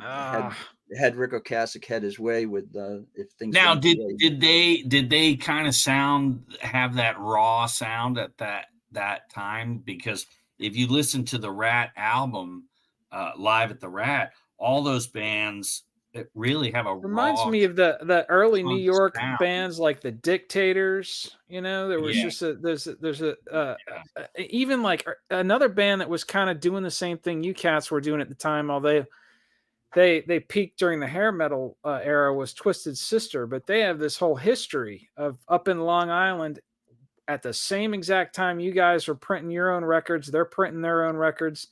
They really paid their dues, and did you catch them at all in the late 70s? Well, first let me say the Captain Swing, who became the Cars. When I was I did play with them. They opened for us as the Cars when they were the full blown band that we knew when they came out with that first incredible album. Yeah. Right. So, and then I really got to hear what they were. Before that, when they were Captain Swing, they were more like a cross to me, like between Velvet Underground, the good Velvet Underground songs with the good Steely Dan songs. And it was kind of like college rock, but they didn't have Greg Hawkes yet. Greg Hawkes, when he joined, added a whole new with those synthesizer lines and brought them. Right. That's kind of their trademark. Yeah. Yeah. And made them very current sounding because those synths were, he had the hottest ones on the market. So there are a couple bands that could rock a synthesizer, Devo and the Cars. And then everybody else just sounded like shit. Synthesizers ruined rock and roll. Ben Orr was still there, right? And Ben was there for the whole. Yeah, they'd switched drummers. That DMZ had David Robinson, and David's on.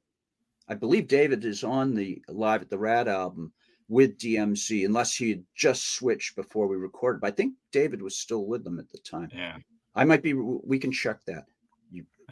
I could look at it right now. But anyway, David left DMZ to join Rick and Ben. What about the New York? Was there some crossover with like the Dictators, maybe the Good Rats out of Long Island and Twisted Sister, any of those cats? I played with Dictators. Dictators came to Boston and we opened for them a couple nights. Twisted Sister, I remember back in '74, one of the very first Thunder Train gigs was down in Newport, Rhode Island at a joint called the Electric Elephant. And Rick Provost, my bass player, and I went down to Newport to scout the club before we were going to play there for a week. And the band playing there was Twisted Sister.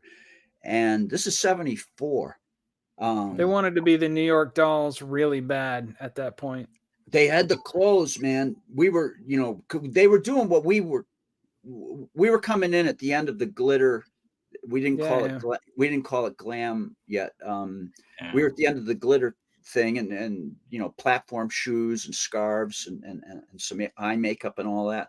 Well, Twisted Sister was doing it so much better than we could even think of, and they were mostly playing covers.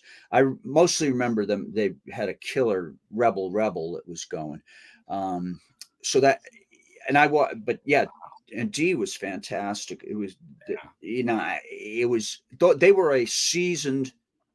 He's another high energy front man, kind of like yourself. Just takes over the show. I just remember seeing that and going, wow, we're really going to have to get our shit together for this gig next week, because we're following Twisted Sister at this club.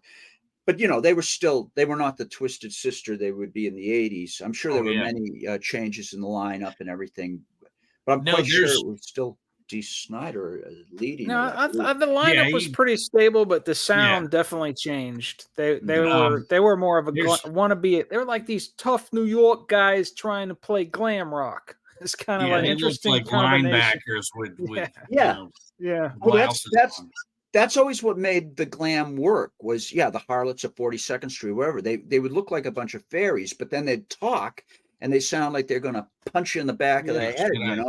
They sound like they're carrying Gotti's casket on Saturday. Yeah, you didn't want to mess with these guys, so that it was great. If you should check out just a really good time capsule for Twisted Sister.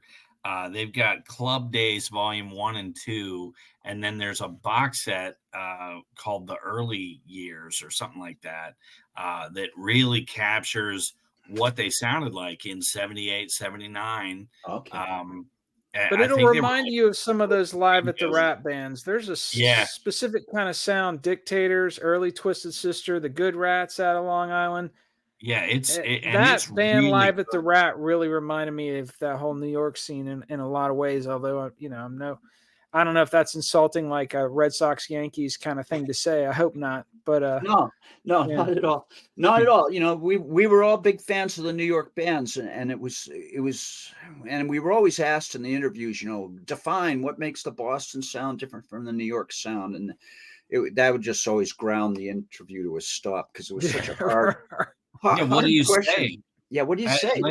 Let's compare Buddy Holly with Gene Richie Vincent. Valens. Yeah, they're both great. What's your problem? Yeah, you can have all kinds of philosophy behind your music, and you can have all these influences and people you saw, but that doesn't necessarily make, you could watch whatever guitarists or sports guys or whatever. That doesn't mean that when you pick up a bat, you're going to hit the ball like the guys that you watched. Or Lemmy from Motorhead. Lemmy from Motorhead, his favorite band was the Beatles, and Motorhead sounded nothing like the Beatles. So Ozzy too is a huge Beatle fan, and you wouldn't pick that up immediately listening to. So Cowboy, I wanted to jump ahead back to touring with the Joe Perry Project, and you're out on the road. What was hilarious to me in that book is you had a young guy comes in. He's with the crew, and his nickname was Fucked, and I laughed every time that came up in the book, because I just pictured some corn nut goober. And nobody could remember why his name was Fucked. Yeah, actually, in the book, I didn't want to get in trouble with anybody, so I didn't use any last names. But the kid's last name began with the letters PH. It was Phil Blank. And PH. So the way we spelled fuck was PH. There's a Thai restaurant in Atlanta called Fuck It Thai Restaurant. It's PHUKET. Okay. Yeah. I think I had a Matchbox from them for a while. Yeah. He came, the thing was, the band, we started out with Brad Whitford in the lineup, and a pretty professional crew. And then six, 7 weeks into our first tour, Joe had a terrible fall at a club right across from Camp Lejeune down in North Oh yeah, Carolina. And yeah, we had a fake story that he'd been electrocuted on stage, shocked, but it really was because of his drug imbalance going on. And on the way to the gig, Joe had gone stiff as a board in the van, and Ronnie, our drummer, had jumped from the back seat of the van and shoved a wallet in Joe Perry's mouth to keep him from choking on his tongue. Damn. And Joe was convulsing and, veins sticking out of his head. I mean, it was right out of Svengoolie. It was really scary. And yeah. Cowboy describes it. They're in the bus and they're talking and driving along, and all of a sudden Perry just stands up, just where you wouldn't be, just and in the shotgun. He always rode shotgun in the front. Yeah. And suddenly we see him rising up in this kind of, exorcist type of way that was kind of freaky. And then we saw him vibrating and his skin turning dark. And we realized that he was convulsing and having some kind of a seizure. fit. Yeah. And so we drove to one of those little health stops on the side of the road.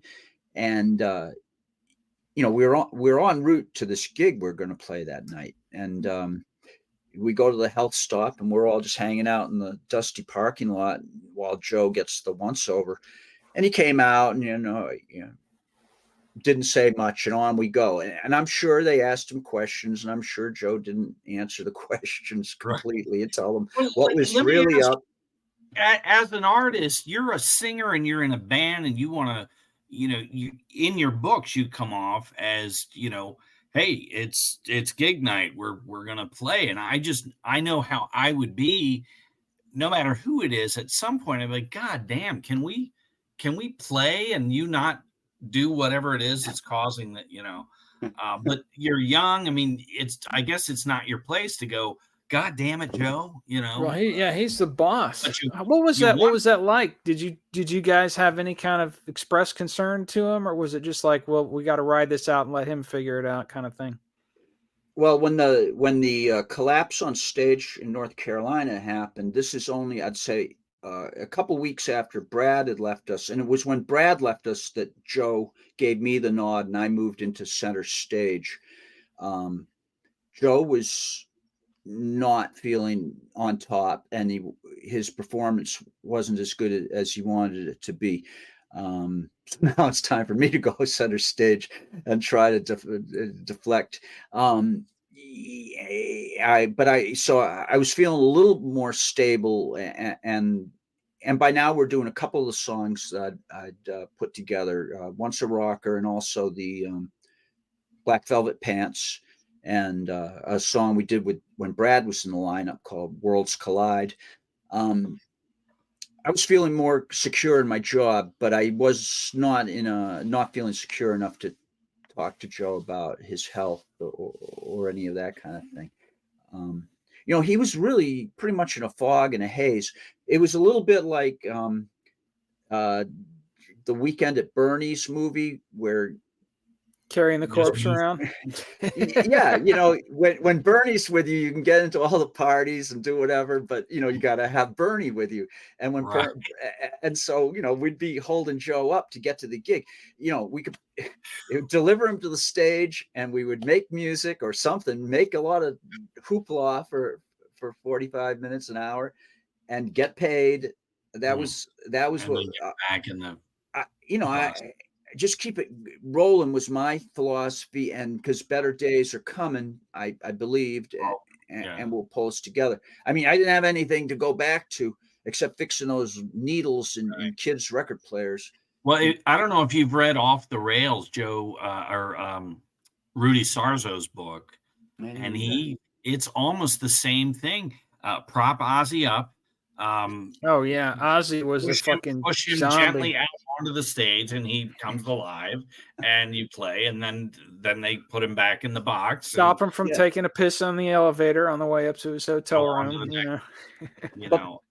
But please, if Joe Perry's listening right now, and I know he is a fan of Snags and Silky, this was only This was only for that section of time early on We in the have band. mentioned how the albums sound fucking phenomenal. Exactly. And I'll tell you, after we hit a wall after that gig, and when Joe passed out on stage in front of 1,000 people, and we lied and said he'd been electrocuted when we knew that he just had another seizure for whatever reason. We got him home. Tim Collins, who had taken over management of Joe Perry Project and would later would navigate the Aerosmith reunion. Tim put Joe into a place where he could dry out. Tim started getting things together so that Joe could get out of his marriage with his wife and deal with other problems that were causing, the outer stresses and that were causing. And when Joe came back on July 4th of '82 from all of that, he hit the stage, man, and there was no looking back after that. And then it was great shows from there right until the Aerosmith reunion happened a couple of years later. To say, late in the book, Cowboy's at this hotel. He's starving to death and orders a pizza, and he's in his room just pacing. He's like ready to eat the fucking Gideon's paint Bible. off the walls. Yeah. They had no. This is Wichita Falls, Texas, and we're at the Holiday Inn at the exit ramp. There's no stores. There's nothing around. This is back in the days we didn't carry credit cards. Picking up some tumbleweeds. ATMs hadn't been invented. We missed eating because our road manager was stone drunk. He was driving us over 100 miles an hour through Texas. Doc. Yeah. Swigging because Joe had left the tour for a couple of days. This is when, normally Joe traveled with us all the time in our little van, stayed in the same Holiday Inn or worse hotels with us, but there'd be occasional times when he had to fly back to Boston to go to court. It was usually court appearances against his wife, or occasionally to see his young son, Adrian, who was only a year old, which was complicating everything that he had just had this child, his first kid, his first boy. And on the heels of that, he's having to divorce and get out of it. And so this is all, so that he had a lot on his mind. But once Joe's out of the picture, Doc had no reins whatsoever. And so he's the King Dick. Yeah. And he's not feeding the band, and he's got the cash is all in his pocket. He'd give us our per diem, which was $15 a day. And if he'd brought us to a gas station, I could have bought some Slim Jims and made it through the night. But, I had no food. There was nothing. We get to our room in Wichita Falls. I managed to order a pizza. The last place that was still open, they said, well, we're closing right now, but since you're Cowboy Mach Bell, we'll make a pizza and we'll send it out to you right now. I wait for the pizza to arrive. It doesn't arrive. I open up my door. I looking around, and I hear commotion across the room in Doc's room. I open up the door, and then empty pizza box comes flying out. Bastard. And I see him and the roadies with my pizza all hanging out of their mouth. Dude, I don't know. Luckily it's a breaking point right there. It was, man. I was down in Texas. I got no money. I got nothing. The leader of the band's gone. I've got a bunch of drunk guys eating my dinner. And so, I challenged Doc to a fight, and he immediately, I started yelling at Doc like I was ready to fight. And then he gave me a fight, and he pushed me down threw me down on my bed. And he was a big guy, and he held me down like a bodyguard does, and made a few cracks about my singing abilities, and really hurt me pretty bad. And it was a real low point. That's the next night, we had to go out on this outdoor stage at Wichita Falls, Texas, playing with Point Blank and Steppenwolf, and go on like we're having a great time, which we did. But man, you wouldn't know that the singer was getting beaten up by his road manager less than 24 hours earlier. And starved.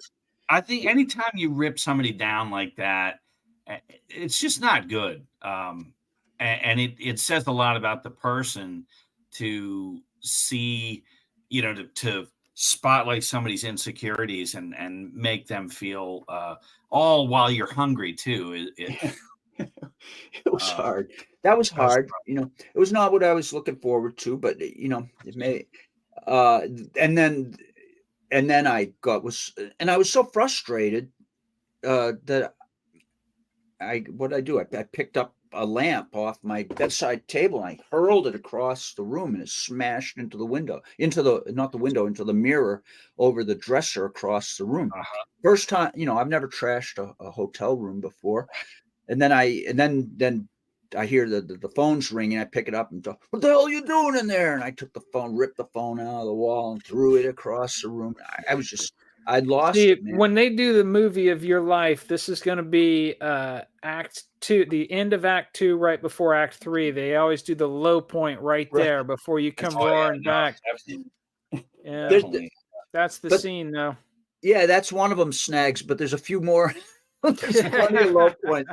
Well, the other one that's vivid to me is you come out. There were two girls that were really on the hunt for you, and you come out back, and they come up in the car, and they're like, "Hey, why don't you hop in the?" And I'm like, "Oh, here we go, here we go." And he's like, "No, I'm tired," and they leave like. And I kicked myself still about that night. Yeah, two of the most beautiful girls in a red convertible. Oh, yeah, that hurt. Yeah, it was a contextual thing, but yeah, I was just all twisted up and messed up. That's how messed up I was. I turned out a night with two beautiful girls outside of wherever it was. Can't be the only time if you lived through the 70s and you were in two pretty successful rock bands. So I would imagine that wasn't a once in a lifetime anyway. Well, yeah, my social life was hopping, definitely at that point. And that was part of the weirdness. Yeah. It was to a point where I could say, nah, not tonight. Yeah. But I put that little story in there just to show how. Hey, you got any high points to bring up, Silky? Silky, you got any high points you want to bring up? Yeah, no, he's touring with Joe Perry, but that story took me to high school. There was a girl that I had a pretty good friendship with, but she was way out of my league. And at the time, you talking about Pam Lunsford? No, this girl's name was Jennifer. But the outfield had that song, I Don't Want to Lose Your Love, all that. God, and, terrible sterilized 80s rock. Yeah. Oh, yeah. But they're coming to Atlanta, and she says one day in school, I'm, sitting next to her, and you know how you do. You're I fucking her, and, she's gorgeous, fantasizing and everything. And she says, "Hey, I've got tickets to the outfield. Do you want to go with me?" And to this day, I'm proud of the fact that I stuck to my morals. That's not music to me. So I'm not dumbass. You said no. This is your leading up to that. You said no, right? Yeah, I said no. All right, Silky. I stuck to my morals. My heavy metal card is. Where you're supposed to go. Oh, the outfield. That's my favorite band. Oh, I'd love to. Yeah. And we were not the same after that. Yeah, I've had that experience. Some girl asked me if I wanted to play pool with her, and I was like, "No, I'm not very good at pool." What the fuck did I just do? Everybody's had those moments. But so I thought that was funny. But I again, back to your drive, your burning ambition, if you will. You decide that. So you come back. Thunder Train had ended, and you got some girl, and you're like, "Hey, let's go to California." And you're both underage, 16, 17, and you make it out to Denver, and you like live out there. I was like, in my mind, like, I would never have even thought to do this. Was the hippie generation, man. Just get a fucking riding VW the rails bus and or hitchhike. It's funny how the light kind of turned on and off on that moment so quickly. Yeah, but in 68, hanging around the schoolyard, a bunch of guys, some my age, most of a year older, all would be talking about, oh, I hitched out to the coast last summer. Yeah. And I said, hey, I went up to the Haight, Oh, yeah, I hitched a ride out to, and everybody was hitching a ride out to someplace cool, Yeah. And there was a song called Hitching a Ride. And there was a song even. And so it seemed like the thing. My mom and I hitchhiked to California and back when I was 8 years old in 1977. Wow. Yeah, it was so insane. Cool. Wow. That's late. That's pretty late to hitchhike out, is 77. I mean, my hitchhiking adventures were in a small window from 69, 70, 71, 72. That was actually before Thunder Train Silky when I hitchhiked out with the girl. I was gonna say, if he was 16, that's pretty. Yeah, I was thinking you came back, but yeah, so that was before. But But it was from telling those stories in the van to the guys, my hitchhiking stories, that Joe Perry loved my hitchhiking stories, and that's why I tell the story in the book where we had a flat tire on the LA freeway, and Joe said, "Hey, Cowboy, you know how to hitchhike. Why don't we hitchhike to the gig in Huntington Beach?" And so we got out of the van and on the 405 and started hitchhiking. And nobody was picking us up on the 405, which is a 8-lane freeway. We walked down and hopped over the curb and went down to a friendlier looking smaller neighborhood and we hitchhiked down there, and no takers. We were both dressed like we were ready to get on stage, leather pants, neckerchiefs, the hair, the whole thing. And I see a kid out front of his house, with his butt sticking out of of his car. He's working on his carburetor or whatever. Hey, buddy, a nice looking wheels. Oh yeah, man. Hey, you think you could help me and my friend out? Well, I don't know, man. Try to get my car going. I said, yeah. Hey, this guy over here? He's looking at me. I don't know. I said, come on, man. California Jam? He goes, oh shit, yeah, it's Joe Perry. I said, yeah, it's Joe. Hey, what do you say? We want to give Cowboy and Joe Perry a ride to our gig tonight down at the Golden Bear? Oh man, I don't know. I got to work on my car. Oh, come the fuck on! Lame ass, man. It's incredible. We did a episode on Jimi Hendrix, and there's that story where that kid gives Hendrix and his buddies a ride all over Seattle. Yeah. At like 4 a.m., I wish we'll run into that guy. It was Joe and I with our shoe leather walking, searching our, That's brutal. I gotta ask you, when we are getting around the 2-hour mark, so we'll respect your time, not drag it on too much farther. But so you live this really adventurous life. The Joe Perry project ends when Aerosmith does the reunion thing, and then later on you write the book. What triggered you to start writing this trilogy of rock memoirs, starting with Once a Rocker? What was the kind of genesis of that? Well, while I was in the Joe Perry project, I was keeping a daily diary, and as the diary grew, I realized that it really was almost like a movie, the way the story had a kind of cool opening, and then really early on it had a disaster happen, and then climbs up to an apex, but then it falls again. Classic story structure. Yeah, it's doing all that, and then it has an ending, a sad ending where you cry in the end. I was like, but it sat on my shelf for a really long time because I was conflicted about all kinds of different things. I didn't know how. It was a diary, so I couldn't just throw it out to the public. I needed to color in the edges and make it readable to other people besides myself. And in doing that, there was a lot. You have decisions to make, like the one that I decided not to put everybody's last name in the book unless they were a main character like me, Joe, Danny Hargrove, but roadies, management. I said, why incriminate everybody? I'll just, I use their nickname. All you make all these decisions, and then I don't know. Time passed, and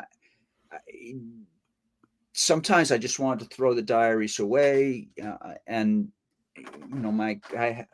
my relationship with Joe after the band was another drama, and that was a thing, part of it. And so anyway, it was doing a podcast like this. I was on the Rock and Roll Geek show, and Michael Butler was doing an in-depth interview like you guys are, because he'd heard about the diary. I hadn't written anything, but he'd heard about it. Wow. And so I was telling some of these stories I just told you. He says, geez, you got to publish that thing. And then his listeners flooded me the next day saying, write the book. First day write buyer. the book. Yeah. And even better, first day buyer. And I'm like, wow, I never thought of that. Nice. And so that, then I went to work with that. We did that. The thing was, I was surprised at the reception to it. It's just a self-published little book. You can get it on Amazon, but it's not really at bookstores and everything. Because these days, if you're not like Tom Brady or Dolly Parton, they don't really want a memoir. They certainly don't want Cowboy Mach Bell. Right. That's for, discriminating audiences like Snags and Silky. Yeah, and people with fucking taste. None of that Dolly Parton shit around here. Who can take the raw stuff, really. So anyway, so I did the first book, and then it did a lot better than I thought it would. And it kind of ends with me being dumped out of the van and Joe saying, see you later. And people. No, I love that Joe gets out of the car and says, hey, we'll do this again. I was like, man, we'll rock again. That was so, yeah. I thought he's just going to leave. And, I know. So, because you got to know Joe through the book, and you don't really know, is he going to do anything? Because lots of times Joe keeps it very low key, and but no, he got out, gave me the hug. We will rock again, he told me. So anyway, people were saying, so what happened next? And what happened with you and Hargrove? And what about this band Thunder Train that you mentioned in the book? That sounds pretty interesting. So that's how I got a rock started. I couldn't believe I wrote one book, and all of a sudden I'm writing a second one. And so I Got a Rock came out with the stories about those, the Jimi Hendrix shows and the Jeff Beck shows and my early shows, before and the after, and then how I rolled it into my own bands, and then I go back to the Joe Perry project, and then what happened after the project, and then this latest book that I just put out, Rock Survival, brings us right up to the present, because I've continued my career since then, and I'm with the MBE, the Mach Bell Experience, right now. We're actually in the studio right now, and I just got first mix back, and you guys we looked on Spotify, so when's that dropping? There's only when's one that song from last year, but Power Fever's the only thing out right now. Yeah. But there's going to be some more coming out real soon, and so it's going to be a full album. Not a full album yet. I'm doing it song by song. We just did two more. Yeah, that's good. There's a concert on YouTube, though. We'll drop that in the Click Pit in the music section, so you cats can get some Mach Bell experience. That'd be great. Yeah, that'd be awesome. You'll love the new one. The new Can't We All Be Bad? Can't We All Be Bad, man? It's really 1971. It's kind of Thin Lizzy meets Alice Cooper. I love it. It's pretty cool. So Rock Survival, or Survivor. Survival. You're right. It's not Survivor. Okay. Rock Survival. I think in that book you become a chef for a while. Mm-hmm. You go and join the circus, which was like another. I put the book down. I'm like, this guy. This kid, he is fucking with me right Literally now. Went and joined the circus. He joined the circus with the circus. Who were you with? Your I was with Bobby Edwards, the drummer. Bobby Edwards, yeah. Bobby and I and they're doing this. It's so funny because I guess Bobby Edwards being a drummer is a little more physical, so he's like setting the tents up and all that. And Mach Bell's like, I'm not doing that shit. So he's doing other stuff smartly. I'm setting up folding chairs over in the corner. There you go. And but towards the end, like they're locked in. You remember how in the Kiss book, Peter Criss got like held captive. The guy, the rich guy, had the whole band in his house and wouldn't let anybody leave. Yeah. Same thing. I don't remember that. Yeah. You don't remember that? Okay. Well, it's in Peter Criss's book, but I read it. There we mentioned Kiss. There you go. We mentioned Kiss a few times. We mentioned Kiss in every episode. We were both Kiss. Somehow we do. We don't, no matter what the episode is about, we've done episodes on the character actor Peter Boyle, TV series creator Taylor Sheridan.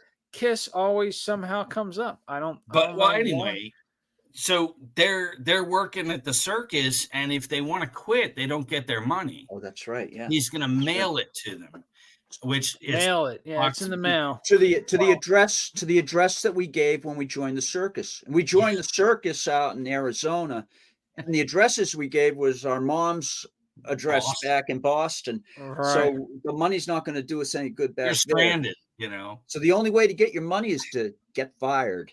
So you got to figure out a way to get fired from the circus. So he's in there, and Charo, Coochie, you know, with the big hands, you know, she comes bebopping through, and she wants to sit, and he's got to clear these people that have taken her seat, and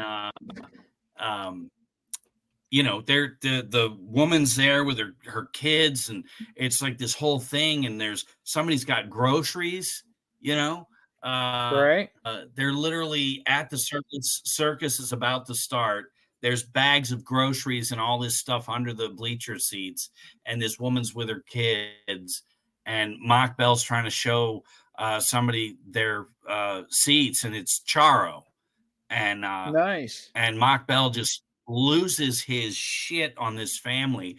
Get the fuck up! Get your shit out of the way. Charo needs to sit down in her seat. And they get fired, and he gets out front. So he gets out front, and there's Bobby Edwards. After trying to find a creative way to get fired, then he just stumbles into it. Yeah, he stumbles into it. He gets fired. He gets out front, and there's Bobby Edwards counting his money, and he's like, "What? You got fired too?" And they're like, "Yeah," and, you know. So they were like back together, and, you know, free from this whole circus thing. But another story at the circus, you had, you know, he's got Mach Bell has to clear out, you know, get everybody seated before they let the tigers come in, you know, the live animals. And he hears this blood. I think you got more books in your life than just 3, man. This is just this crazy shit. I know this is already in one of them. I was just telling him about the whole Charo thing, where you're trying to get this family with all these groceries and bullshit under the seats. And that's right. Yeah. That was my job. I had many jobs in the circus. I appeared in the show, but I also was seating the VIPs. And which is great, except there's already people in all the seats. So I got to shoo the people out of the seats and then put the correct people in the seats. And the one lady, she no understands English, and she's not moving for Charo. She's not moving for Cowboy Mach Bell. So, and the show's about to begin, and it's the Tiger Act right at the top of the show. So you can't have people wandering around the ring. So anyway, I had to get rid of this lady. So I eyeballed her groceries under her seat. I reached down, grabbed them, pitched them into the ring, and the lady goes running after her canned vegetables. And the kids are running and yelling, and I'm quickly seating Charo and Tom Bosley into the seats. And Tom Bosley. and turn around, and horses, "You're fired," because it caused quite a commotion with the lady and all her kids crying that I'd thrown their dinner out into the middle of the ring. They had a tiger. Some electrician got snagged. Yes. And killed on the way in the book, like the guy dies, and yes, you don't know what happened. we're all instructed not to say anything about it to anybody, and the whole thing, as far as I know, was totally Swept under the swept under rug. the rug. He was a new guy in the country, and he was in and out. That's the Yeah, 70s. the circus is and the circus is a whole another world. Oh yeah, yeah.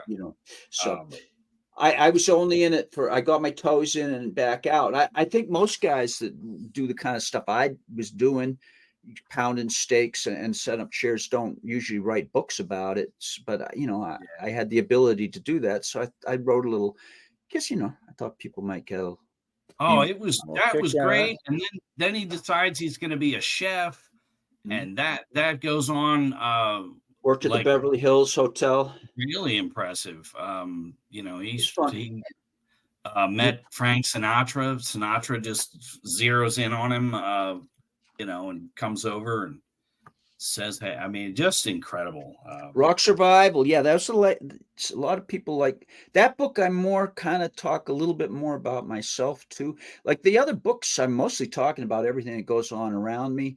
And like you were saying, Silky, you felt like you could kind of get into my head there, because I kind of like paint the pictures of what's going on, but I don't talk much about how I feel about it, because I hope that I paint the picture vibrantly enough that exactly how I feel. Oh yeah, no, I could relate. There were times if you'd been in the room, I'd have been like, "Oh my God, dude, this right here," it was just that good. The whole becoming a teacher and working with the kids, very noble. And then I was really upset that it unraveled with the the rest of the board or whatever, the faculty going corrupt on you. Thank you, Silky. Thank you for reading all that. Yeah, I mean, I know it probably sounds dry to the listeners, but it was kind of interesting. What happened? What was the deal? What went down?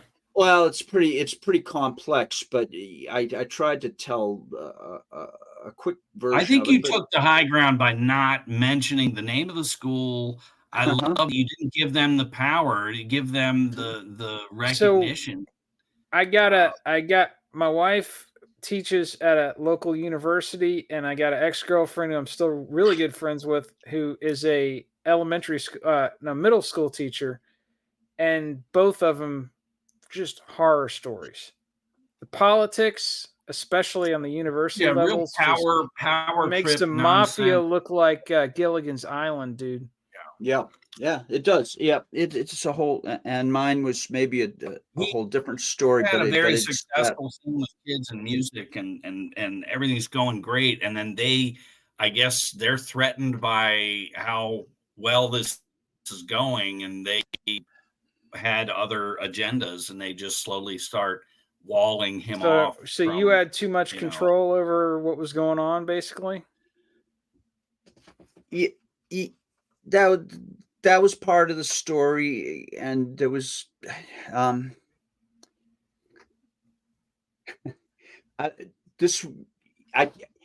think this is a whole different interview to get into the school thing. It's right. That's all good. Read the book, people. Survival. Yeah, Rock Survival. The story is in there. That's your little taste of the story. You get all the intrigue in the book. Yeah, it's in there. Hot for Teacher. Hot for Teacher goes full circle. Did you ever patch anything up with Joe, or was that all? It's left the way it is as I left it in the book is how it's left right now. Yeah, but that sucks. Yeah, that I think that was the heaviest part, writing that for me, because that's something I've never really talked to anybody about, how my relationship with Joe ended, and I still don't talk about it, but I was able to write about it. So if anybody wants to, I would tell you, rest easy. We've all had life blow up when we had the best intentions, and also know this: our relationship with Joe Perry is no better than yours. He never talks. Joe doesn't call me. So, yeah, he doesn't call us at all. So no, I'm sure he's a good guy, though. Snags, I feel a lot better now. Yeah, I figured that would help. Right. So, on your website, oncearocker.com, there's Yes. tour dates. What's the tour activity look like right now for Mach Bell Experience? Let's wrap it up with some current news. Yeah, it doesn't look like enough as far as I'm concerned. We're doing a really interesting gig this month with David Hull and David the Hull, Dirty yeah. Angels and for Joe Perry Project fans, you'll know that David Hull was a founding member of the Joe Perry Project. He played on the first 2 albums, and David shows up here and there playing with Aerosmith if Tom is ill. He played with Buddy Miles. He plays with James Montgomery here in Boston. So anyway, this is going to be interesting. David Hull and I have never played together before, and we will play together this month. Not only with both of our bands, but I'm going to pull David up on stage with my band, and we're going to do some maybe some Joe Perry project stuff together. So that's going to be a trip. Go ahead. Well, I was just going to say, and that's why I'm in the studio cutting some hot new records, because I need some new hit records out to maybe generate some more activity for the gigs, because I've got the tightest, hottest band in town. Johnny Press on lead guitar. I got Jeff on guitar and Jim on bass and Al on drums, and we're just killing it everywhere we go. And we do all those Once a Rocker and Black Velvet. We do all the Joe Perry Project hits. I do my Thunder Train hits, and we do our new stuff like Power Fever and Can't We All Be Bad. So we've got any Mach 5? We don't do any Mach 5 yet. Thanks for asking. Yeah, but that's it's there. We've got a Mach Bell Experience live at the Burren, Burren. So that gig is on YouTube. Oh yeah, you can find us on YouTube. That's on your channel, yeah. So we'll link that gig. Check out the gig, and then go subscribe to Mach Bell's YouTube channel. Please do. So, you gotta come down to Fort Myers. There's a place here called the Ranch that you could really. That's where Lita Ford played, and where Glenn Hughes played. Glenn Hughes played there. Oh, great! That's not out on the. That's not out on the beach that got so beat up in the storm. No, that's not near Sanibel. It's called the Ranch. It's on Colonial. All right. Yeah, I love Fort Myers. Yeah. All right. I'll Cowboys coming back to the Ranch. Yeah. There you go. All right, everybody, check out oncearocker.com. You got any final words, old Silky?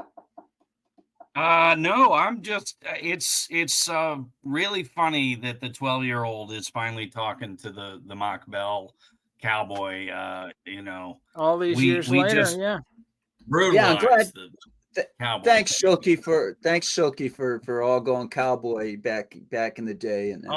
Man, we abused the shit out of that. It was funny. It's tremendous. I'm glad we got a couple more JPP fans out there. It's tremendous. And say hi to El Condor for me too. I certainly will. He is probably asleep by now. Hopefully, you never know with him. You never know. All right, y'all. Snagsandsilky.com, oncearocker.com. Check out the Click Pit for all your Cowboy Mach Bell resources, books, website, Mach Bell Experience concert, and the playlist that old Silky put together. And we'll see you cats next time. Peace out. Deuces.